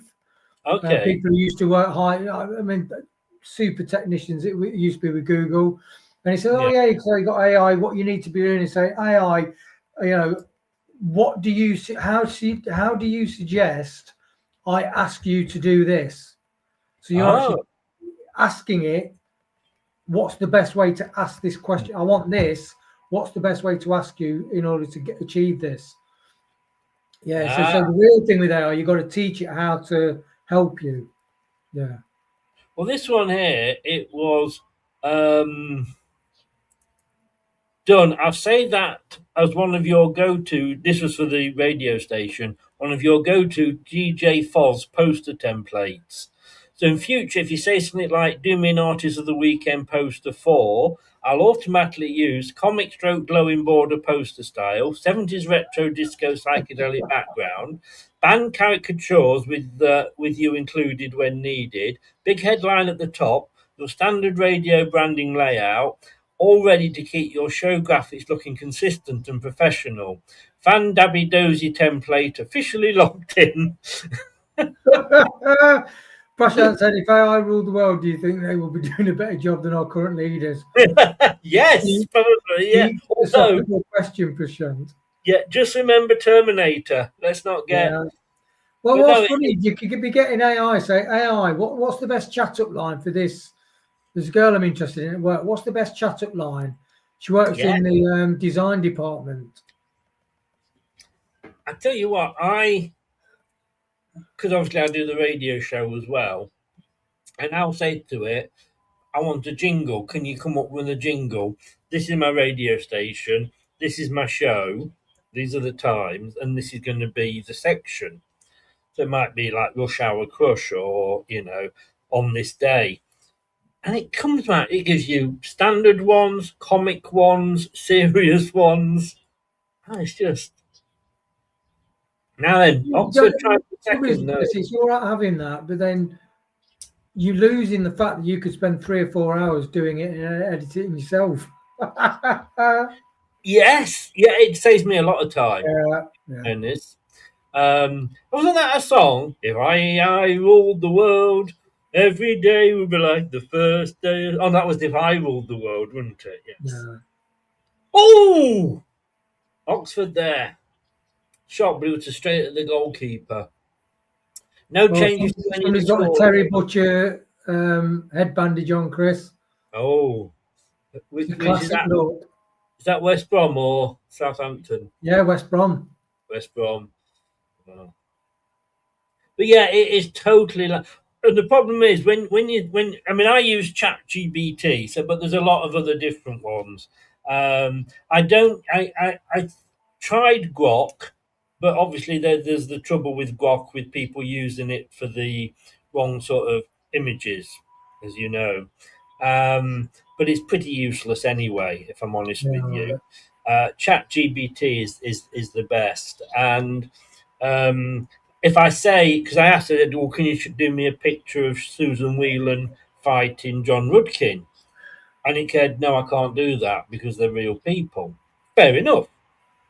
And I said, well, can you do a caricature of them fighting? Oh, yeah, we can do that. What do you want, But you can't use their specific picture. So this is why I use so many caricatures, because you can get away with that. Yeah, the thing about caricatures, some people get very offended by caricatures. Yes. Don't they? My nose is not that big.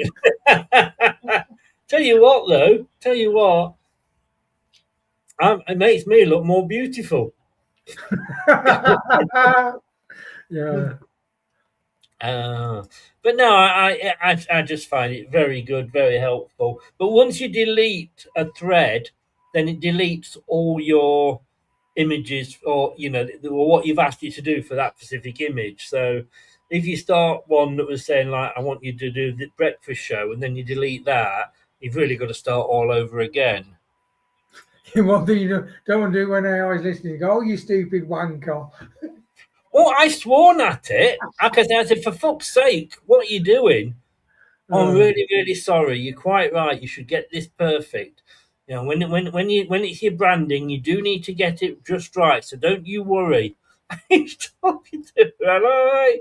Oh my good God.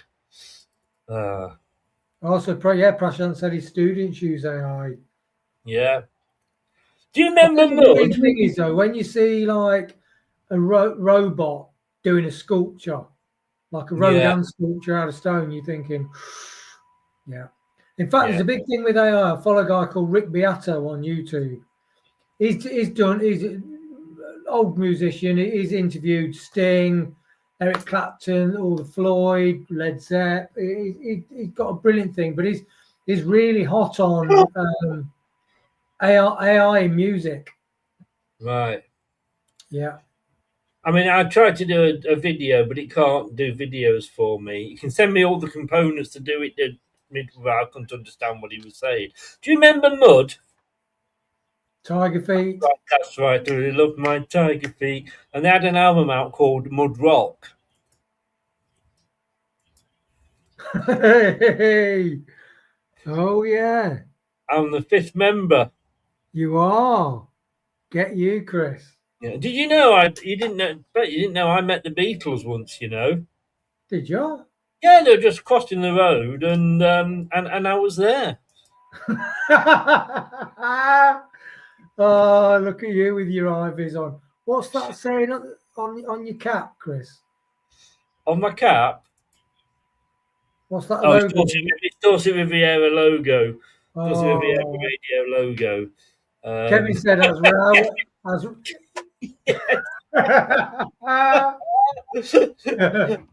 Maybe. I think everybody's using it in the work. Like I say, my son's what's a corner to Oxford. My son's an architect, and he uses it for certain things. But like you say, he's not allowed to use it for actual design work. But no, I mean something like they say, I couldn't do the Beatles. I had to do them as caricature Beatles. But Right. that was just as a joke because obviously that Abbey Road thing is one of their famous. Yeah. Cheers, Craig. All the best, mate.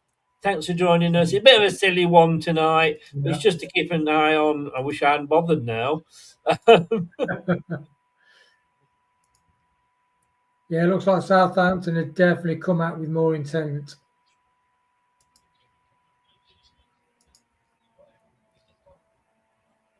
You just do this. You know what I mean? It's a bit of fun. Just makes you stand out. But Yeah, although as I said, that guy's got a Terry Butcher bandage on. It's actually, it's not wound round his head. It's an all-in-one. It actually looks like a fez.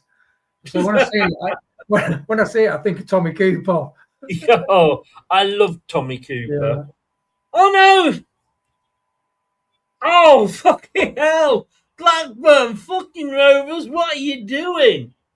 They are playing out from the back. It's the most dangerous game that you can do. You know I hate it. Blackburn Rovers are doing it. They've just given the ball away to Oxford. Oxford had a clear shot and they hit it straight at the goalkeeper.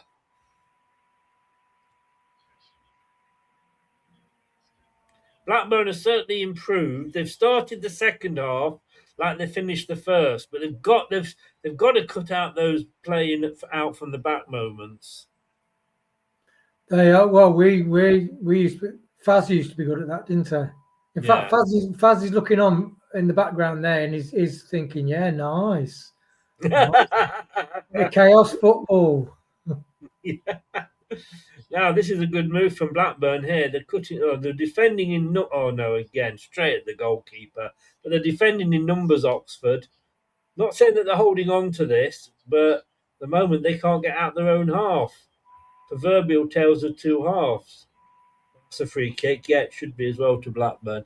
Guys, look, if you're watching this, I'm sorry we've not been talking much football, but such is life.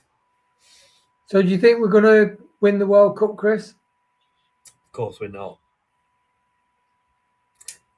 I can't even tell you what the team is for England. I stopped watching England during the playoffs, during the qualifications. I'm sorry, if we can't qualify from those groups, and it's all designed for money. I mean, how Italy have cocked it up again, I don't know. But look, if we can't get out of that group, we don't deserve to win the egg and cup spoon race, do we? Really? No. The eternal problem with England is how does a manager organise a team that can play together, and we've just not done it in a tournament, have we? Although Southgate, were you a fan of Southgate and saying, well, look, I know FIFA. I think you've got to be a fan of Southgate because he was our most successful manager. Yeah. If very you look at close, but no cigar. But yeah, very close. I mean, I know we won the one World Cup under Alf Ramsey. No other managers were, but again, this is football fans. Like getting to the finals like we were and semi-finals wasn't good enough for them, But it's the best we've ever done since Ramsey, and he's the only England manager that's left of his own accord. Oh no, Roy Hodgson didn't he? But that hasn't been sacked.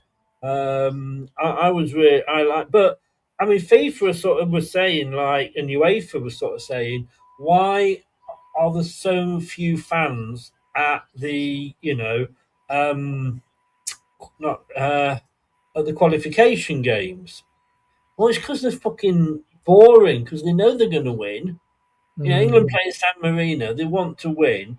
You want a bit of jeopardy in there. Like you said, like Terry Butcher with that bandage when we played Italy that time. and he got injured, and we had to go to. I think we had to go to Italy to bring on the to get to the through to the finals, and Glenn Hoddle got us a draw.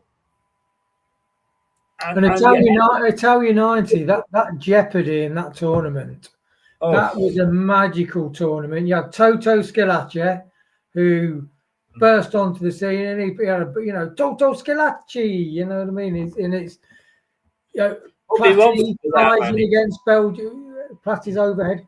Oh my God! In the last minute, but Bobby Robson was our manager, wasn't he? Yeah, he's one of our favourite managers, isn't he? All-time England managers, Bobby Robson. Yeah, but the thing with him was, I believe that during that, because we didn't start off very well, did we, in that tournament? No. And we only got going when we played Poland, I think, and Lineker got the hat trick. Yeah. But I think it was that. It might have been another World Cup, who knows? But that we were doing really badly, and the players went to have a word with him and said, "Look, boss, I think we should do this and what have you." And he went, "Oh, well, tell me what you think." And he listened, and he made a few changes, and we started winning. That's a sign of an excellent manager who is willing to listen and change. I reckon that's the sign of real intelligence, for you to have an idea, preset idea. Other people come with options, and you listen and you change your mind, and I always said to my staff, if I'm having a promotion, like, talk to me, give me ideas. Tom's the same, because obviously Tom hosts programs, and he'll come and go like, "Oh, what do you think about this?" And I'll say, maybe, "Oh, well," I said, "You're the boss." And I said, "Well, no, I want to hear your ideas." And I said it as well before when I was in work.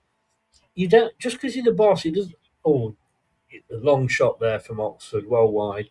Just because you're the boss, it doesn't mean you've got a monopoly on good ideas. Charlton, Middlesbrough 0, Charlton 1. Wow. It is 100% not going our way tonight. If that doesn't sum up the Prediction League and the Championship, what does? Doesn't it just? Oxford are getting back into this now.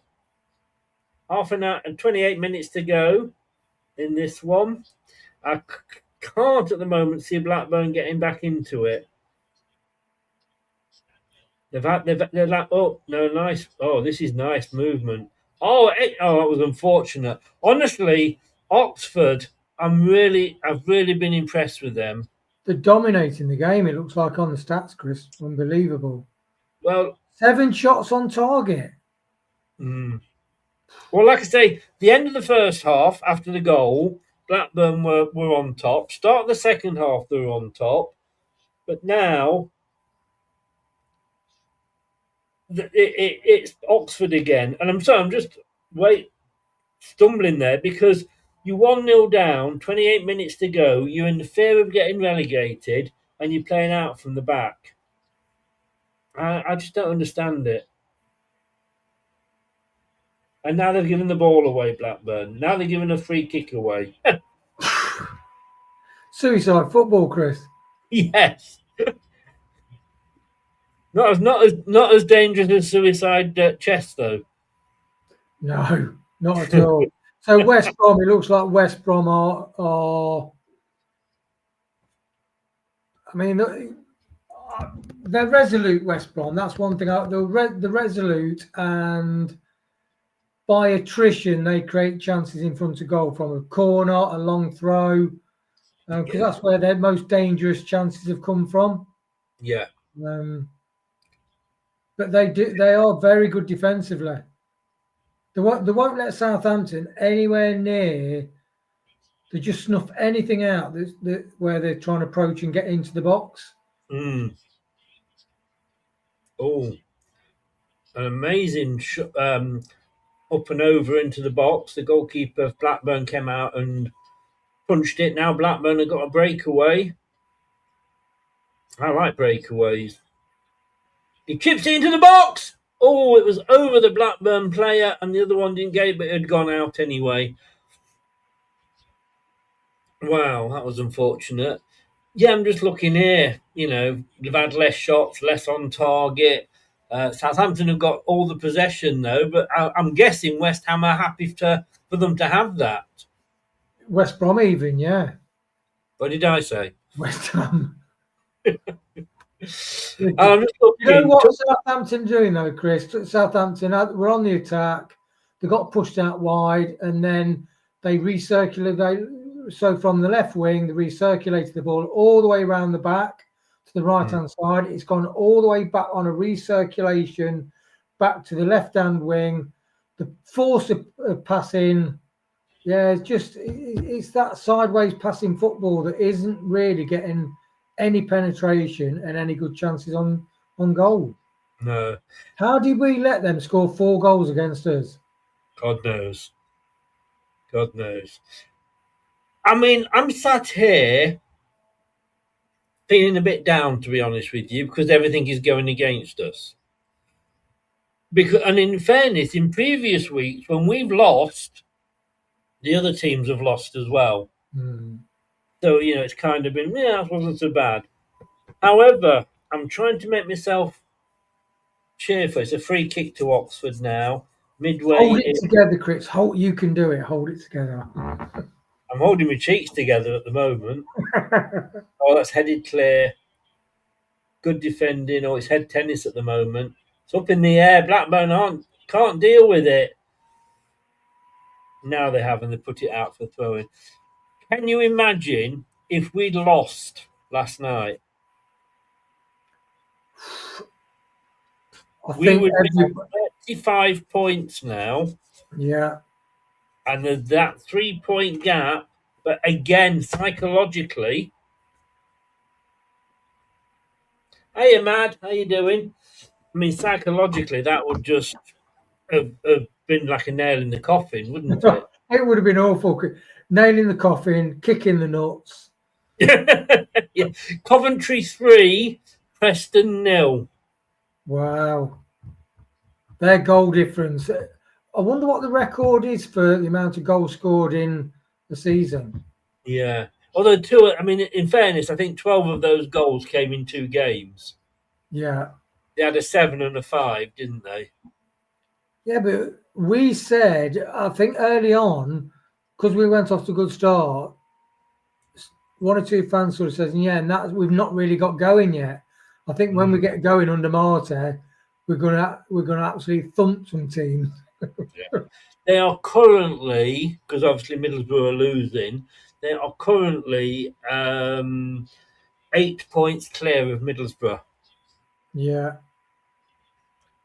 Goal difference. They've only played 37 games, and the goal difference is plus 39. Yeah. Wow.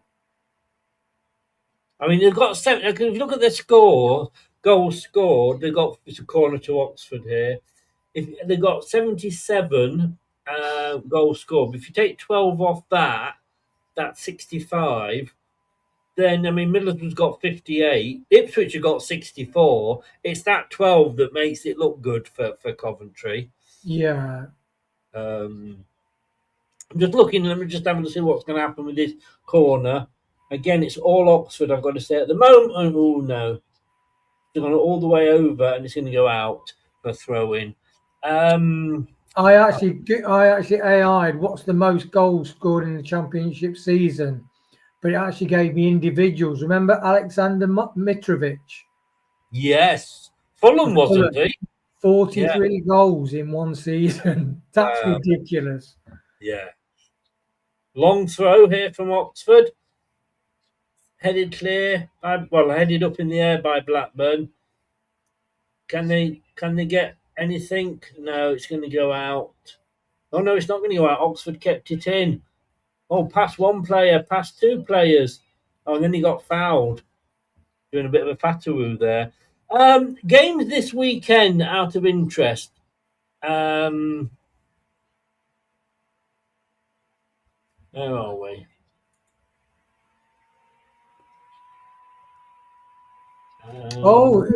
So who is the team that scored the most goals in a single season? I thought it would be Fulham during that season. Yeah. With Mitrovic, it's Manchester City. Of course it is. So another free kick here to Blackburn. To Oxford. 21 minutes left. And it's a throw into Oxford. Norwich have equalised against Sheffield United. Oh, West Brom nearly scored again. It just shows you. Every time West Brom go forward, they seem to break into the box, but Southampton a bit toothless, really. Matt Jason says, come on, Southampton, do something. I don't think they Yeah. are. I can't get over this Oxford, they've only got 3 sides to the stadium. That's a real old school stadium, Yeah. isn't it? When we played them, like the camera showed the pitch, and there was two porta cabins, one on top of the other. They Yes. put like Betty's Baps or something as a sponsor,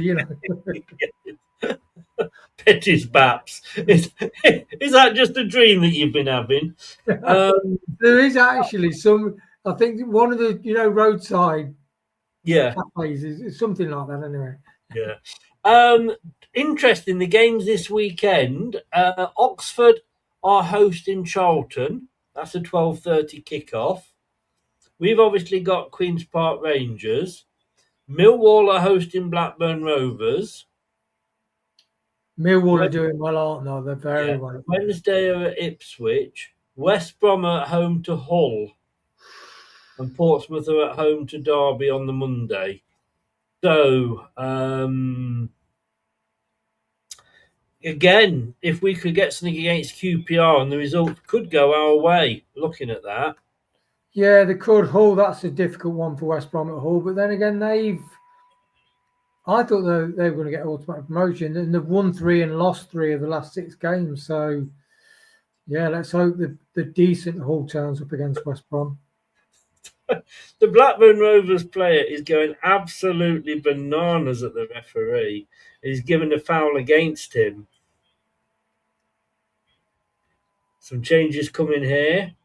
Because that classic, the manager of a football team, the classic like route would say, well, it's not really important what other teams do. It's important what we do. Yeah, all we can do is win, but we do need the other sides to lose as well. I mean, like you said, after we won, Chris, it's typical that these teams are winning, isn't it? Isn't it just?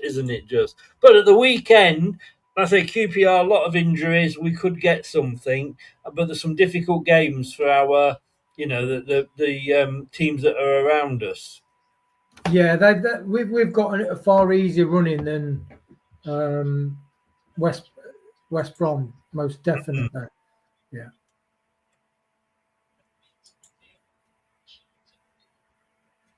I mean, we've got QPR, like we say, on Saturday. That is winnable. Watford away the following Saturday. That isn't out the realms of possibility that we could get something there. Yeah. Preston then on the Friday, Good Friday. That is... That's winnable, Chris. That is winnable. Yeah, I think it is, because Preston are up and down like the proverbial brides, aren't they? Then we've got away to Sheffield Wednesday. Tough which game. it should be, but I think that's the one that could, we'll probably shoot ourselves in the foot. You know what Leicester are like. Then we're at home to Swansea, which is winnable. Then we've got Portsmouth away, which again I think is probably winnable. Yeah. But then we're at home to Hull, we're going to struggle. We're at home to Millwall, which we're going to struggle. Then obviously on the last day, we've got away to Blackburn. Yeah. Now, to me, apart from the Hull and Millwall games, if we can play the way that Rowett had us playing against Bristol, I see no reason why we couldn't get a fair few points out of those games. I agree, Chris. Definitely. We've got a good run in. Looking at West Brom's, they've got Hull, then Bristol, then they've got Wrexham, then they've got Blackburn, then they've got Millwall, Preston, Watford, Ipswich. Although they have got Chef Wednesday on the last day of the campaign, though. So yeah. So I think we've got definitely more favourable than West Brom. Yeah. I can't see. I'm sorry, everybody that's watching. I cannot see Blackburn getting back into this. No, I mean Blackburn's fixtures, Chris. I mean Saturday they got Millwall, then the following Saturday they got Middlesbrough. Then they've got Birmingham. Then they've got West Brom. Then they've got Stoke, Coventry, Sheffield United, Southampton. So they've got a tough run in. So I've just seen Blackburn. I think they've got the white Fatawu because they just played it out from the back. I've got to say, it was a lovely movement by Blackburn Rovers. Played it out from the back.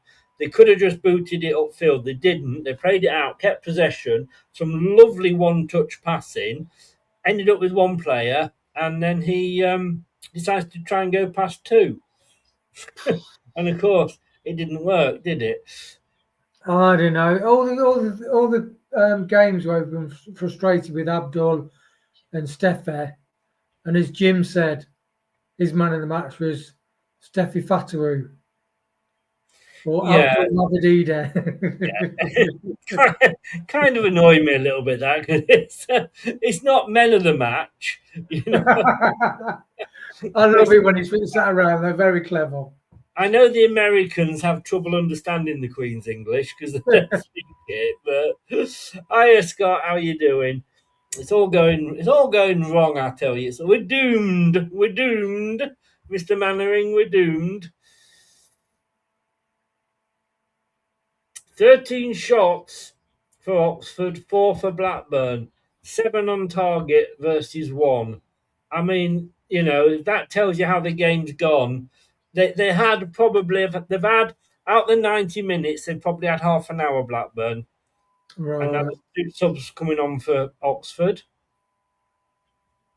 So they've had a short period where they huffed and puffed, and that's it. The end of the first half after the goal, and the start of the second half for about 10 minutes, and that's it. Cheers, Scott. That's very decent of you. Thank you, sir.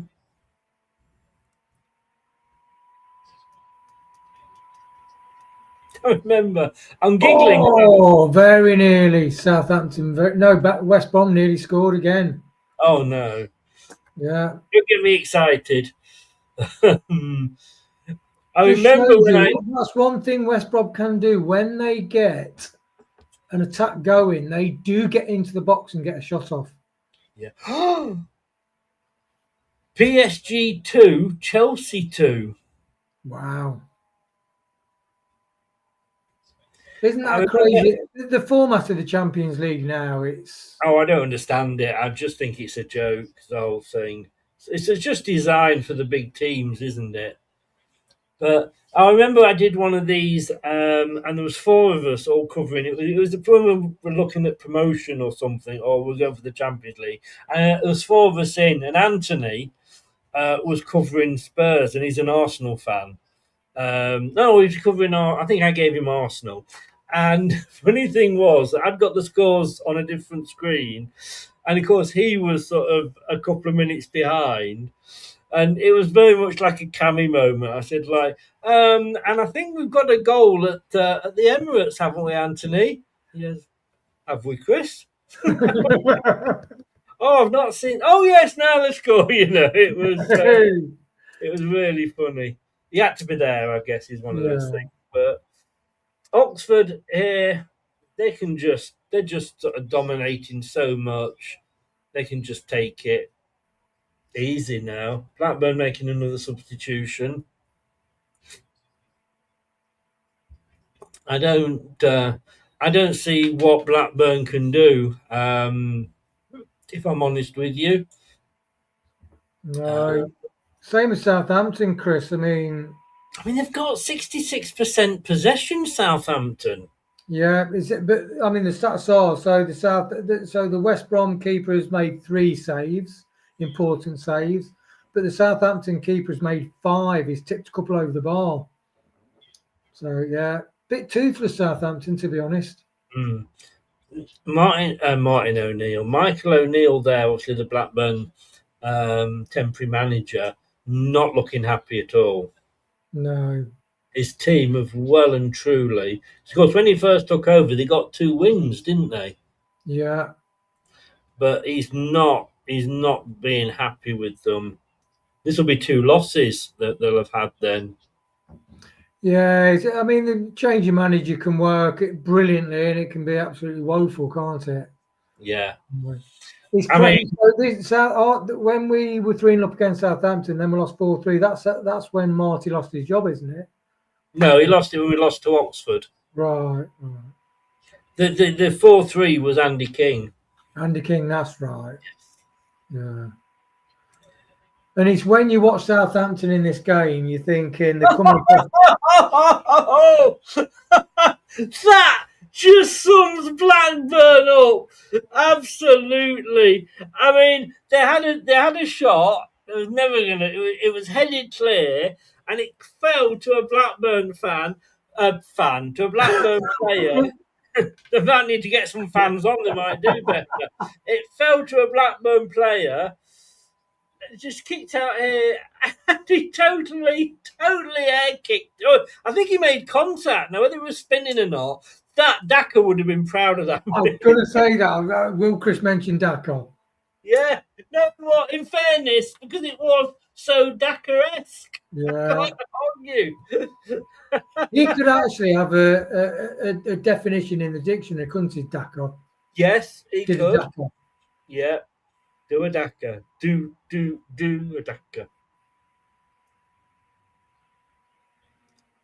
You could rewrite, remember Disco by Off to One?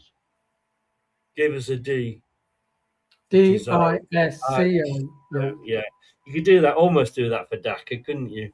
But it's not looking good for Leicester tonight. Although, like I say, we have to, if we're looking at the positive side, if we'd have lost last night, would have been really in the deep doo-doo. But I tell you what, these scores tonight mean we've really got to the win it. Playing Queen's Park Rangers, it is a must-win game. It is, Chris. I mean, it will set a marker down as well to win back-to-back games. Yeah. To follow that clean sheet and victory and saving the penalty with another victory, that is psychologically. Yeah. I mean, if we could keep 2 clean sheets, good God. Wow. That's like you getting top salesman 1 month and then another top salesman the following month. Getting double bonus time. Can I just say, one time I did it 12 months in a row. I've heard that before, Chris. Not that you mention it quite regularly, though. No, but I do, I always... Oh, hang on. Giving it away in the box. Oh, and a fucking useless Blackburn. Get it in. No, he's not got it in. It's out for a throw-in. My God, they couldn't score. Have they got a team full of Dackers here or what? I think they've actually got, apart from the goalkeeper, I think they've got 5 Dackers and 5 AUs out there. When the ball was hit over, in fairness, the Oxford player in the box air kicked it, missed it completely, fell to a Blackburn player who kicked it over, and it was just shot straight at a defender. Oh, Blackburn, you're so fucking shit. Is this setting up for a final day hurrah with Blackburn, Chris? Well, I'm going to say to you now, mate, in seriousness, if they are playing like this for the rest of the season, they'll be down by then. Yeah, 100%, Chris. Yeah. Come on, Southampton, do the 4-goal thing again. No, we just need one more team. One more team shitter than us. Yeah. Or 2, really. But it doesn't look like Oxford. I know they could go on a bad run, but do you really think Oxford will be lower than us? No, I don't. But that's what I mean. We still need Norwich City 2, Sheffield United 1. They've turned it around, Norwich. No, but that's what I'm saying. That's why we need 2 to be worse than us, don't we? Yeah. yeah. But no, I was once told by a boss that if you don't blow your own trumpet, nobody else will.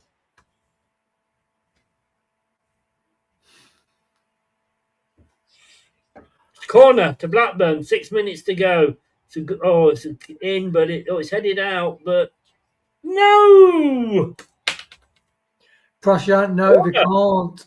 They No, it's a can't. corner. It's a corner. Blackburn have got another corner. The corner came in, was headed out. There was a Blackburn player just outside the semicircle, and it fell to him, and he hit it. And then an Oxford player, number 17, sliding across and put his body in front of the ball. He went out for a corner. That corner comes in. Come on, Blackburn. A poor corner. It's headed back to the taker. But mid player in. It's chipped back into the box. The keeper's coming for it. Keeper's dropped it. Referee's not stopped it. Go on. No. No. Oh, my God. How did that not go in? It's still going on. And what's it gone out for? It's a goal kick, I think. Blackburn are shouting for a penalty. My God, how did that not go in? They did everything but score. The goalkeeper came for it, dropped it. The referee said, no, play on. And then it was headed off the line. Blackburn missed that. It's like watching Leicester. It so is. That's when you know your luck's out, isn't it? You know you're probably going down with that look. 2 more changes coming from Oxford. Southampton really just ran from the midfield, got inside the box, just outside the box, shot about a yard wide, a really lame shot. I'm disappointed with that. I'm not angry. I'm not annoyed. I'm just very disappointed in Southampton. Well, Prashant says, come on, Southampton, do the 4-goal thing. Yeah. You wouldn't recognise this team as putting 4 past theirs. It just shows you West Brom. I mean, they've been resolute and they've taken the chances. They have better chances than Southampton.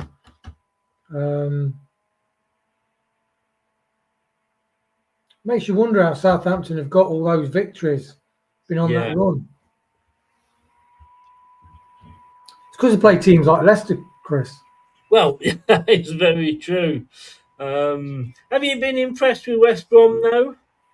I think defensively, yeah, really good, resolute, and they get the ball in the box. That's one thing that some managers do like to do, even if they play football, is get the ball in the box, which is where all the long throws come from. And West Brom have had the better chances, the clearer chances, because Southampton are trying to pass it into the box. Yeah. Well, we know that doesn't work, doesn't it? No, I mean, they look great football-wise. They're just Paul not creating any decent goal-scoring opportunities. Yeah. Paul says there, bloody good job we won last night. Exactly. Yeah. We said that, didn't we, earlier? You know. I mean, Blackburn, again, they've decided to start playing and are attacking, but they're just defending in numbers, Oxford. I've been very, very impressed with Oxford. I've been unimpressed with Blackburn Rovers. Yeah. Which mirrors this game, Chris, to be honest. West Brom have played, you know what, they fought tooth and nail. They fought for everything. And they will not let Southampton get a decent goal-scoring chance. I mean, you've got to look at that and go, that's what we lacked. Yeah, 100%. Yeah. I mean, we're literally in. There's a yellow card for a Blackburn Rovers player. We are into the last minute and 10 seconds. And it's a free kick, and Oxford are doing what any team would do in this position, going down and... Still Archie, you know, he's time wasting. It's like Schmeichel, wasn't it? Schmeichel was the artist. He could do it, yes. Yeah. Kicking, you should put the ball down and go and kick clean the mud off his boots on the goalpost and kick it. Yeah. Bodo Glimt 3, Sporting 0. I hope one of the Southampton's players been passed a note from the manager. And you know what it says on it? Score a fucking goal. I mean, where would Southampton be if they hadn't done the Will Still experiment at the start of the season? Exactly. No. The theory of that was almost like, let AI run your football team. Yeah, it was a weird. I was never a fan. Let's just see how many minutes of stoppage time there's going to be. 4 minutes of stoppage time, and we're into the 90th, 90 minutes and 7 seconds. So Blackburn have got 4 minutes to try and do something. I doubt they will.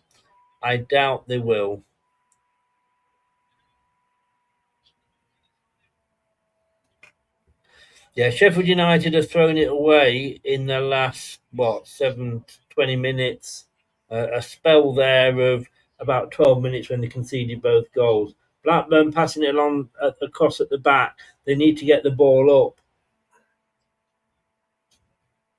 They need to be It's kicking interesting, the ball. isn't it, Chris? So Will Still's brother, Edward Still, Yeah, has been appointed manager of Watford. yeah. And it's into the box for Blackburn. Oh, it's clipped over! No, he headed it, but it was a shit header. Blackburn has still got it, but it's back into the centre circle. Could this be the steal of the century? No, it's played in, but it's a double header out for Oxford. And I don't know what's the referee given here. Giving a free kick to Oxford? What the fuck?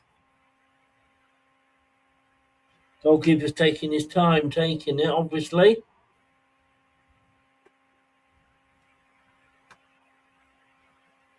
I'll tell you what, West Brom's player of the match, Diakate, he's gone with the headband on. He's gone down with cramp. He's fighting for everything.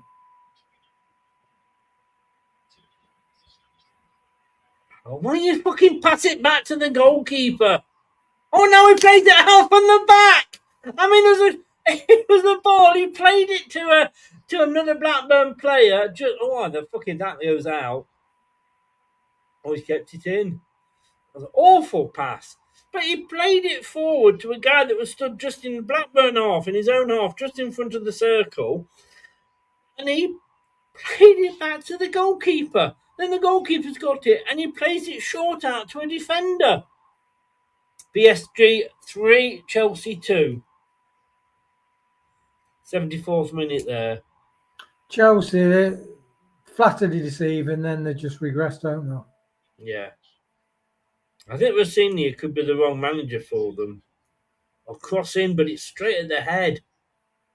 Do something, Oh my God, Blackburn! What the? I mean, it's been a comedy of errors. And again, he goes to kick the ball, and now he's giving it away. And now it's right down the other end.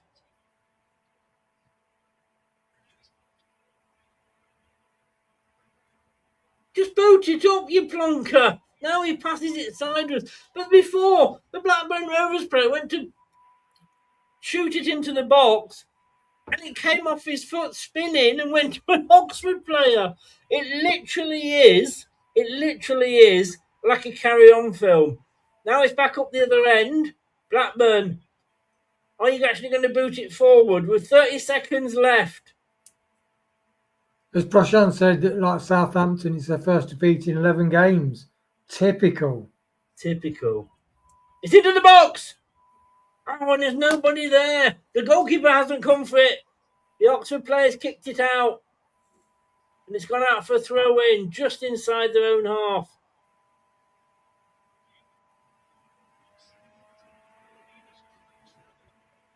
Wow. There's no urgency about the Blackburn. The Blackburn player who's walking towards the throw-in going, give me a ball. He's not going to run for a fucking ball and pick one up. Oh, it's an Oxford throw anyway. That's why. Full-time, Norwich City 2, Sheffield United 1. Imagine you being a real manager on the sidelines, Chris. Oh, Hey. And it's over. It's all over. Oxford United 1, Blackburn Rovers 0. 3 wins in a row for Oxford United. Over to you, Wayne, at the Hawthorns. Yeah, West Brom attacking. Southampton are just not. You just know all the second half Southampton are never going to score. They're trying to create the perfect opportunity. And West Brom, just when they have a break, they try and get the ball into the box quickly to get a shot off. Yeah, really disappointed. As Prashant said, the first loss in 11 games. Typical after we win that game at the weekend and the loss against West Brom.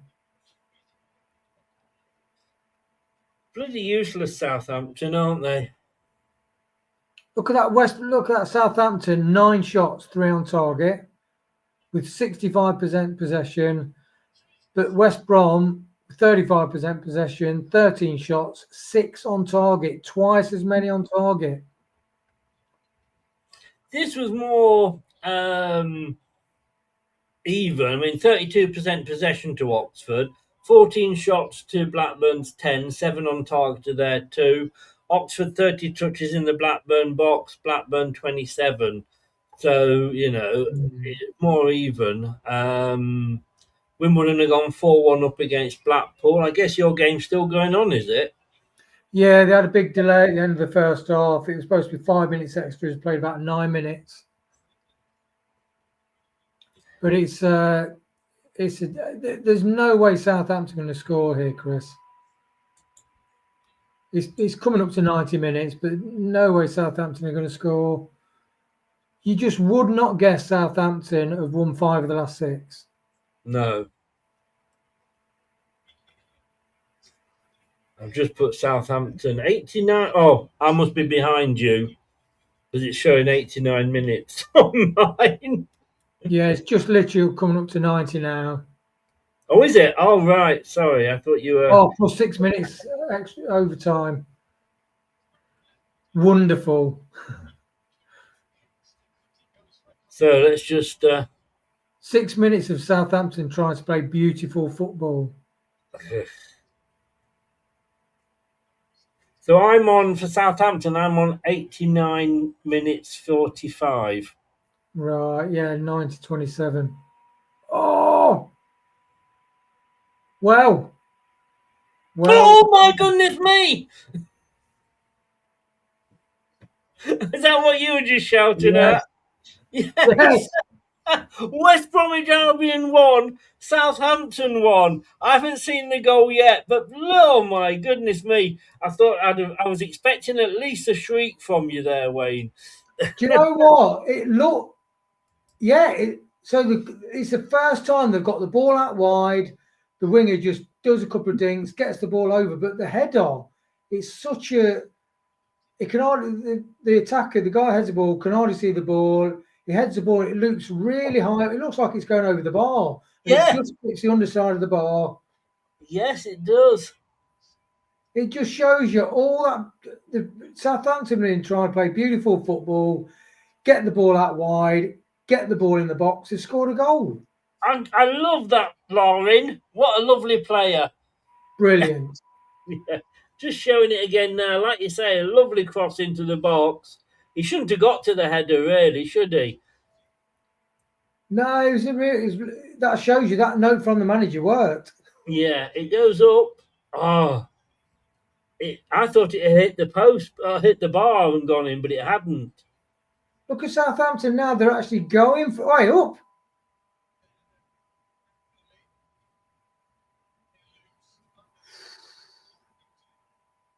Don't tease me.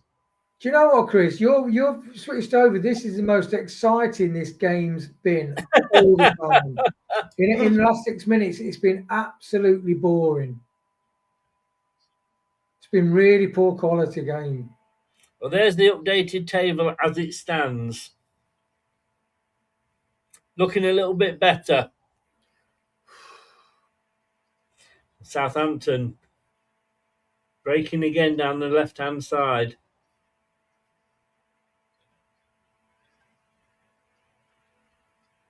Firing again. To be honest, Chris, if this stays as it is, I mean, Oxford are just playing really well at the moment. Yeah. So it's not a bad thing. It's as Blackburn and West Brom isn't, maybe Portsmouth. Yes. Because as you said, I can't see Oxford. Oxford are not in the same form that these other West Broms and Blackburn. Wayne, that's the Chris effect. Yeah. Guys, we're a bit behind the official score. I've turned the official score off, so we're just going to watch this match out because the official score is on the BBC website and on the Sky is in advance of this. I'm at 92 and 45. 93-33. What's crazy is that Southampton have gone more in this last 4 minutes of extra time than they have all game. More urgency, more bite. Does that remind you of anybody? Oh, yes. They're not too distant, painful past, Chris. Yes, exactly. Exactly. Oh, my word. Oh, anyway.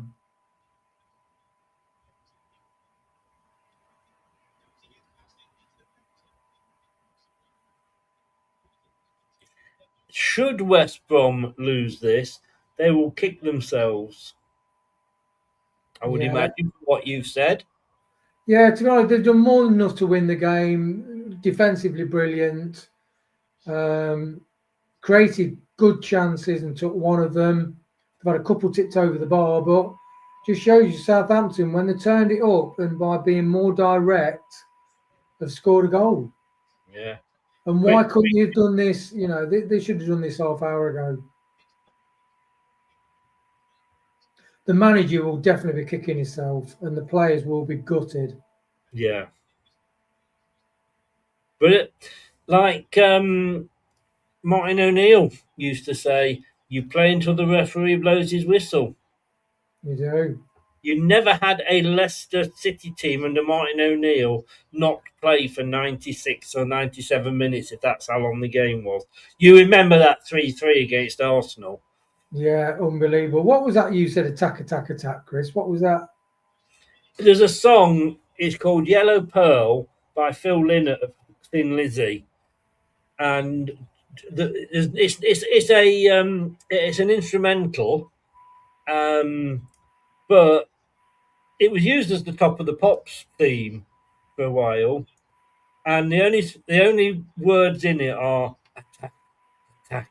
I wonder whether the manager That's what we passed the like. note, and on the note it says Phil Lynott, attack.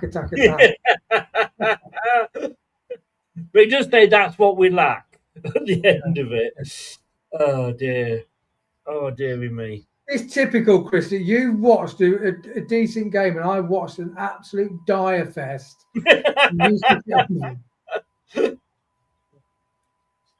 I've been watching the clock, you know. It's almost like when it's Friday afternoon and you keep watching the clock. This game has literally been like, it's been so boring. Yeah.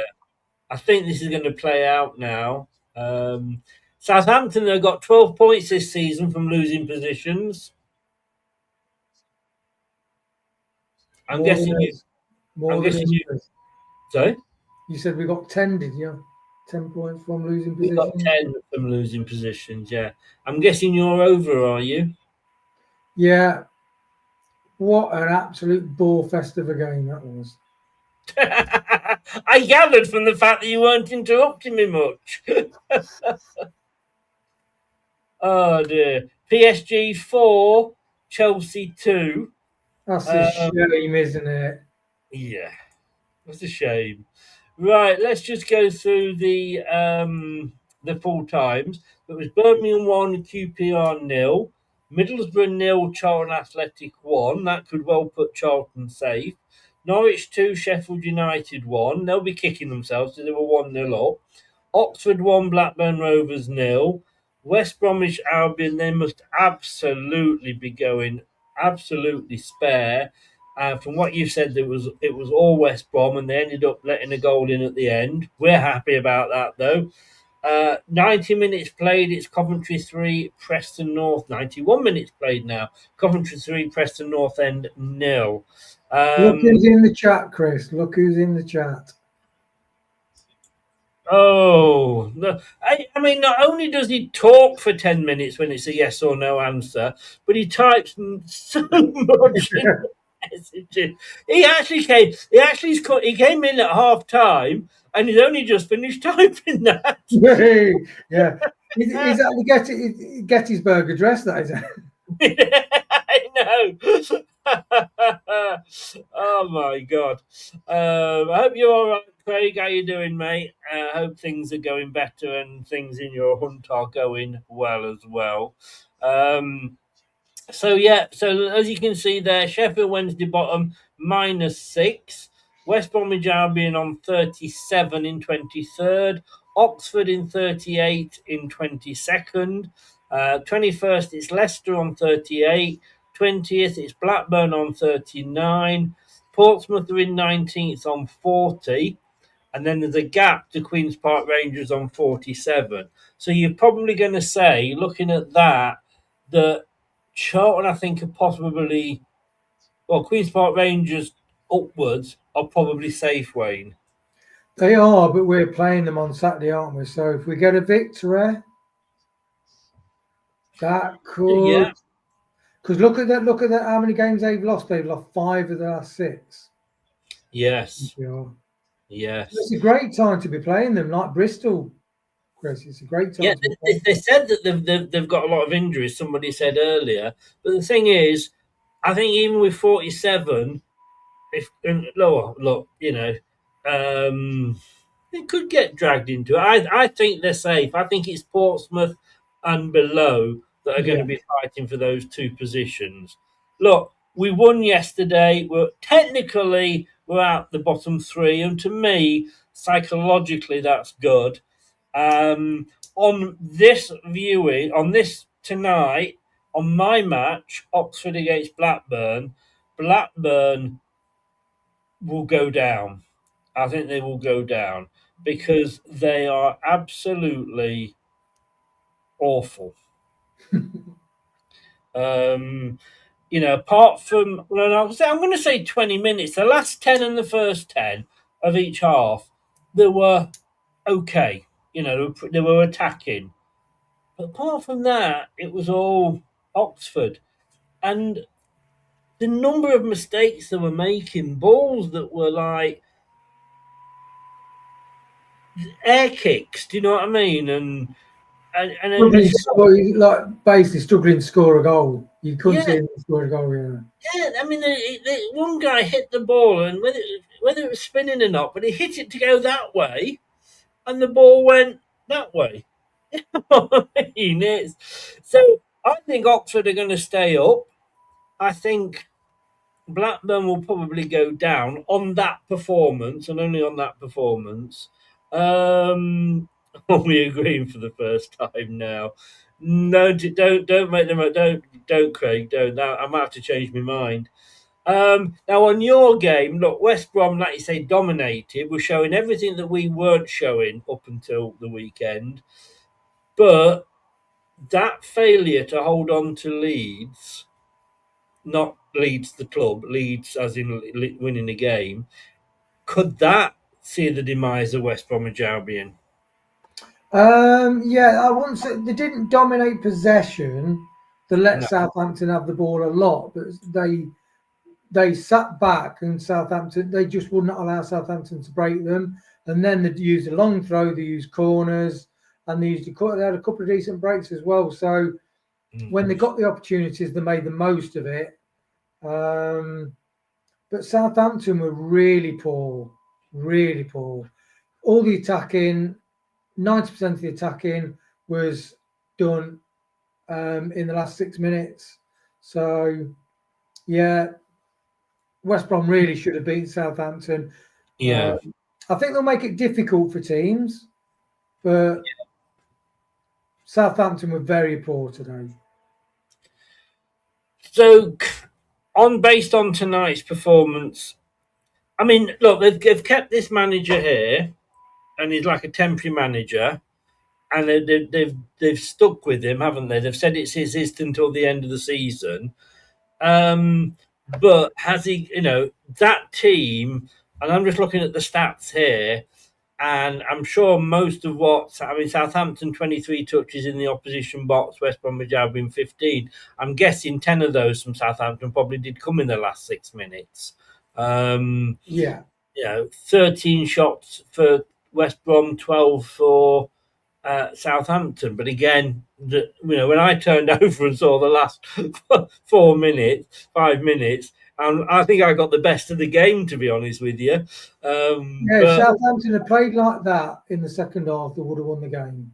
Yes. Like Prashant said, it was the Chris effect. What can I say? Can you, like I say, is that, do you think, down to bad management that they didn't hold on to that lead? No, I think Southampton were poor. Southampton was trying to create the perfect opportunities, which rarely works. I think West Brom, they've got to be feeling gutted after. It's like when we lost 3-4 against Southampton when they came back.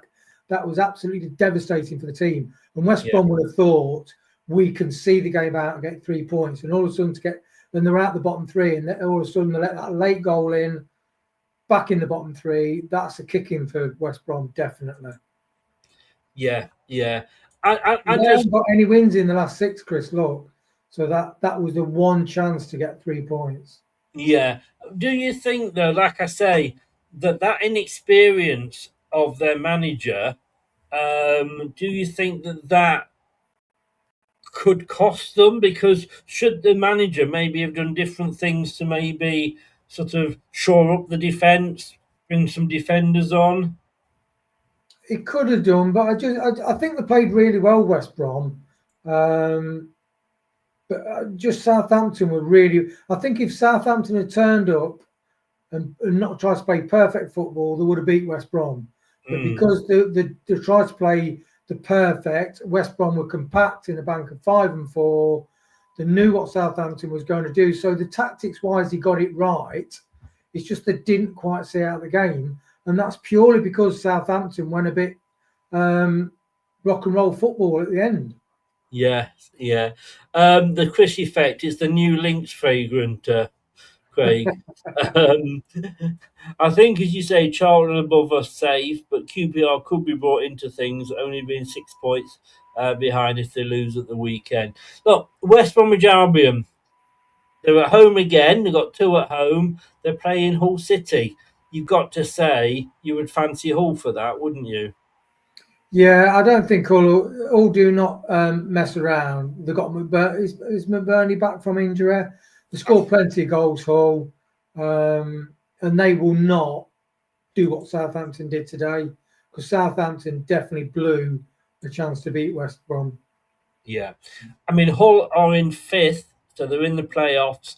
They get the 3 points. That will keep them on the coattails of Ipswich and Millwall. There is a bit of a gap forming after Hull to the last place, which is 6 points between Hull and Wrexham. Southampton have blown it. I mean, they're on 54. They could still pip Wrexham. And then interesting as well, Chris. Sorry, mate. In the top scorers, Hull have got 3rd and 4th top scorers. McBurney's got 13 goals, and Gelhardt has got 13 goals. So they can score goals, and I think they will. They'll beat West Brom. Where's Daka? He's on page 8. And are you? He's on page 7. 7. He's just ahead of him. Fair point. I mean, Oxford hosting Charlton. Now, Charlton have got a win tonight, so against Middlesbrough. So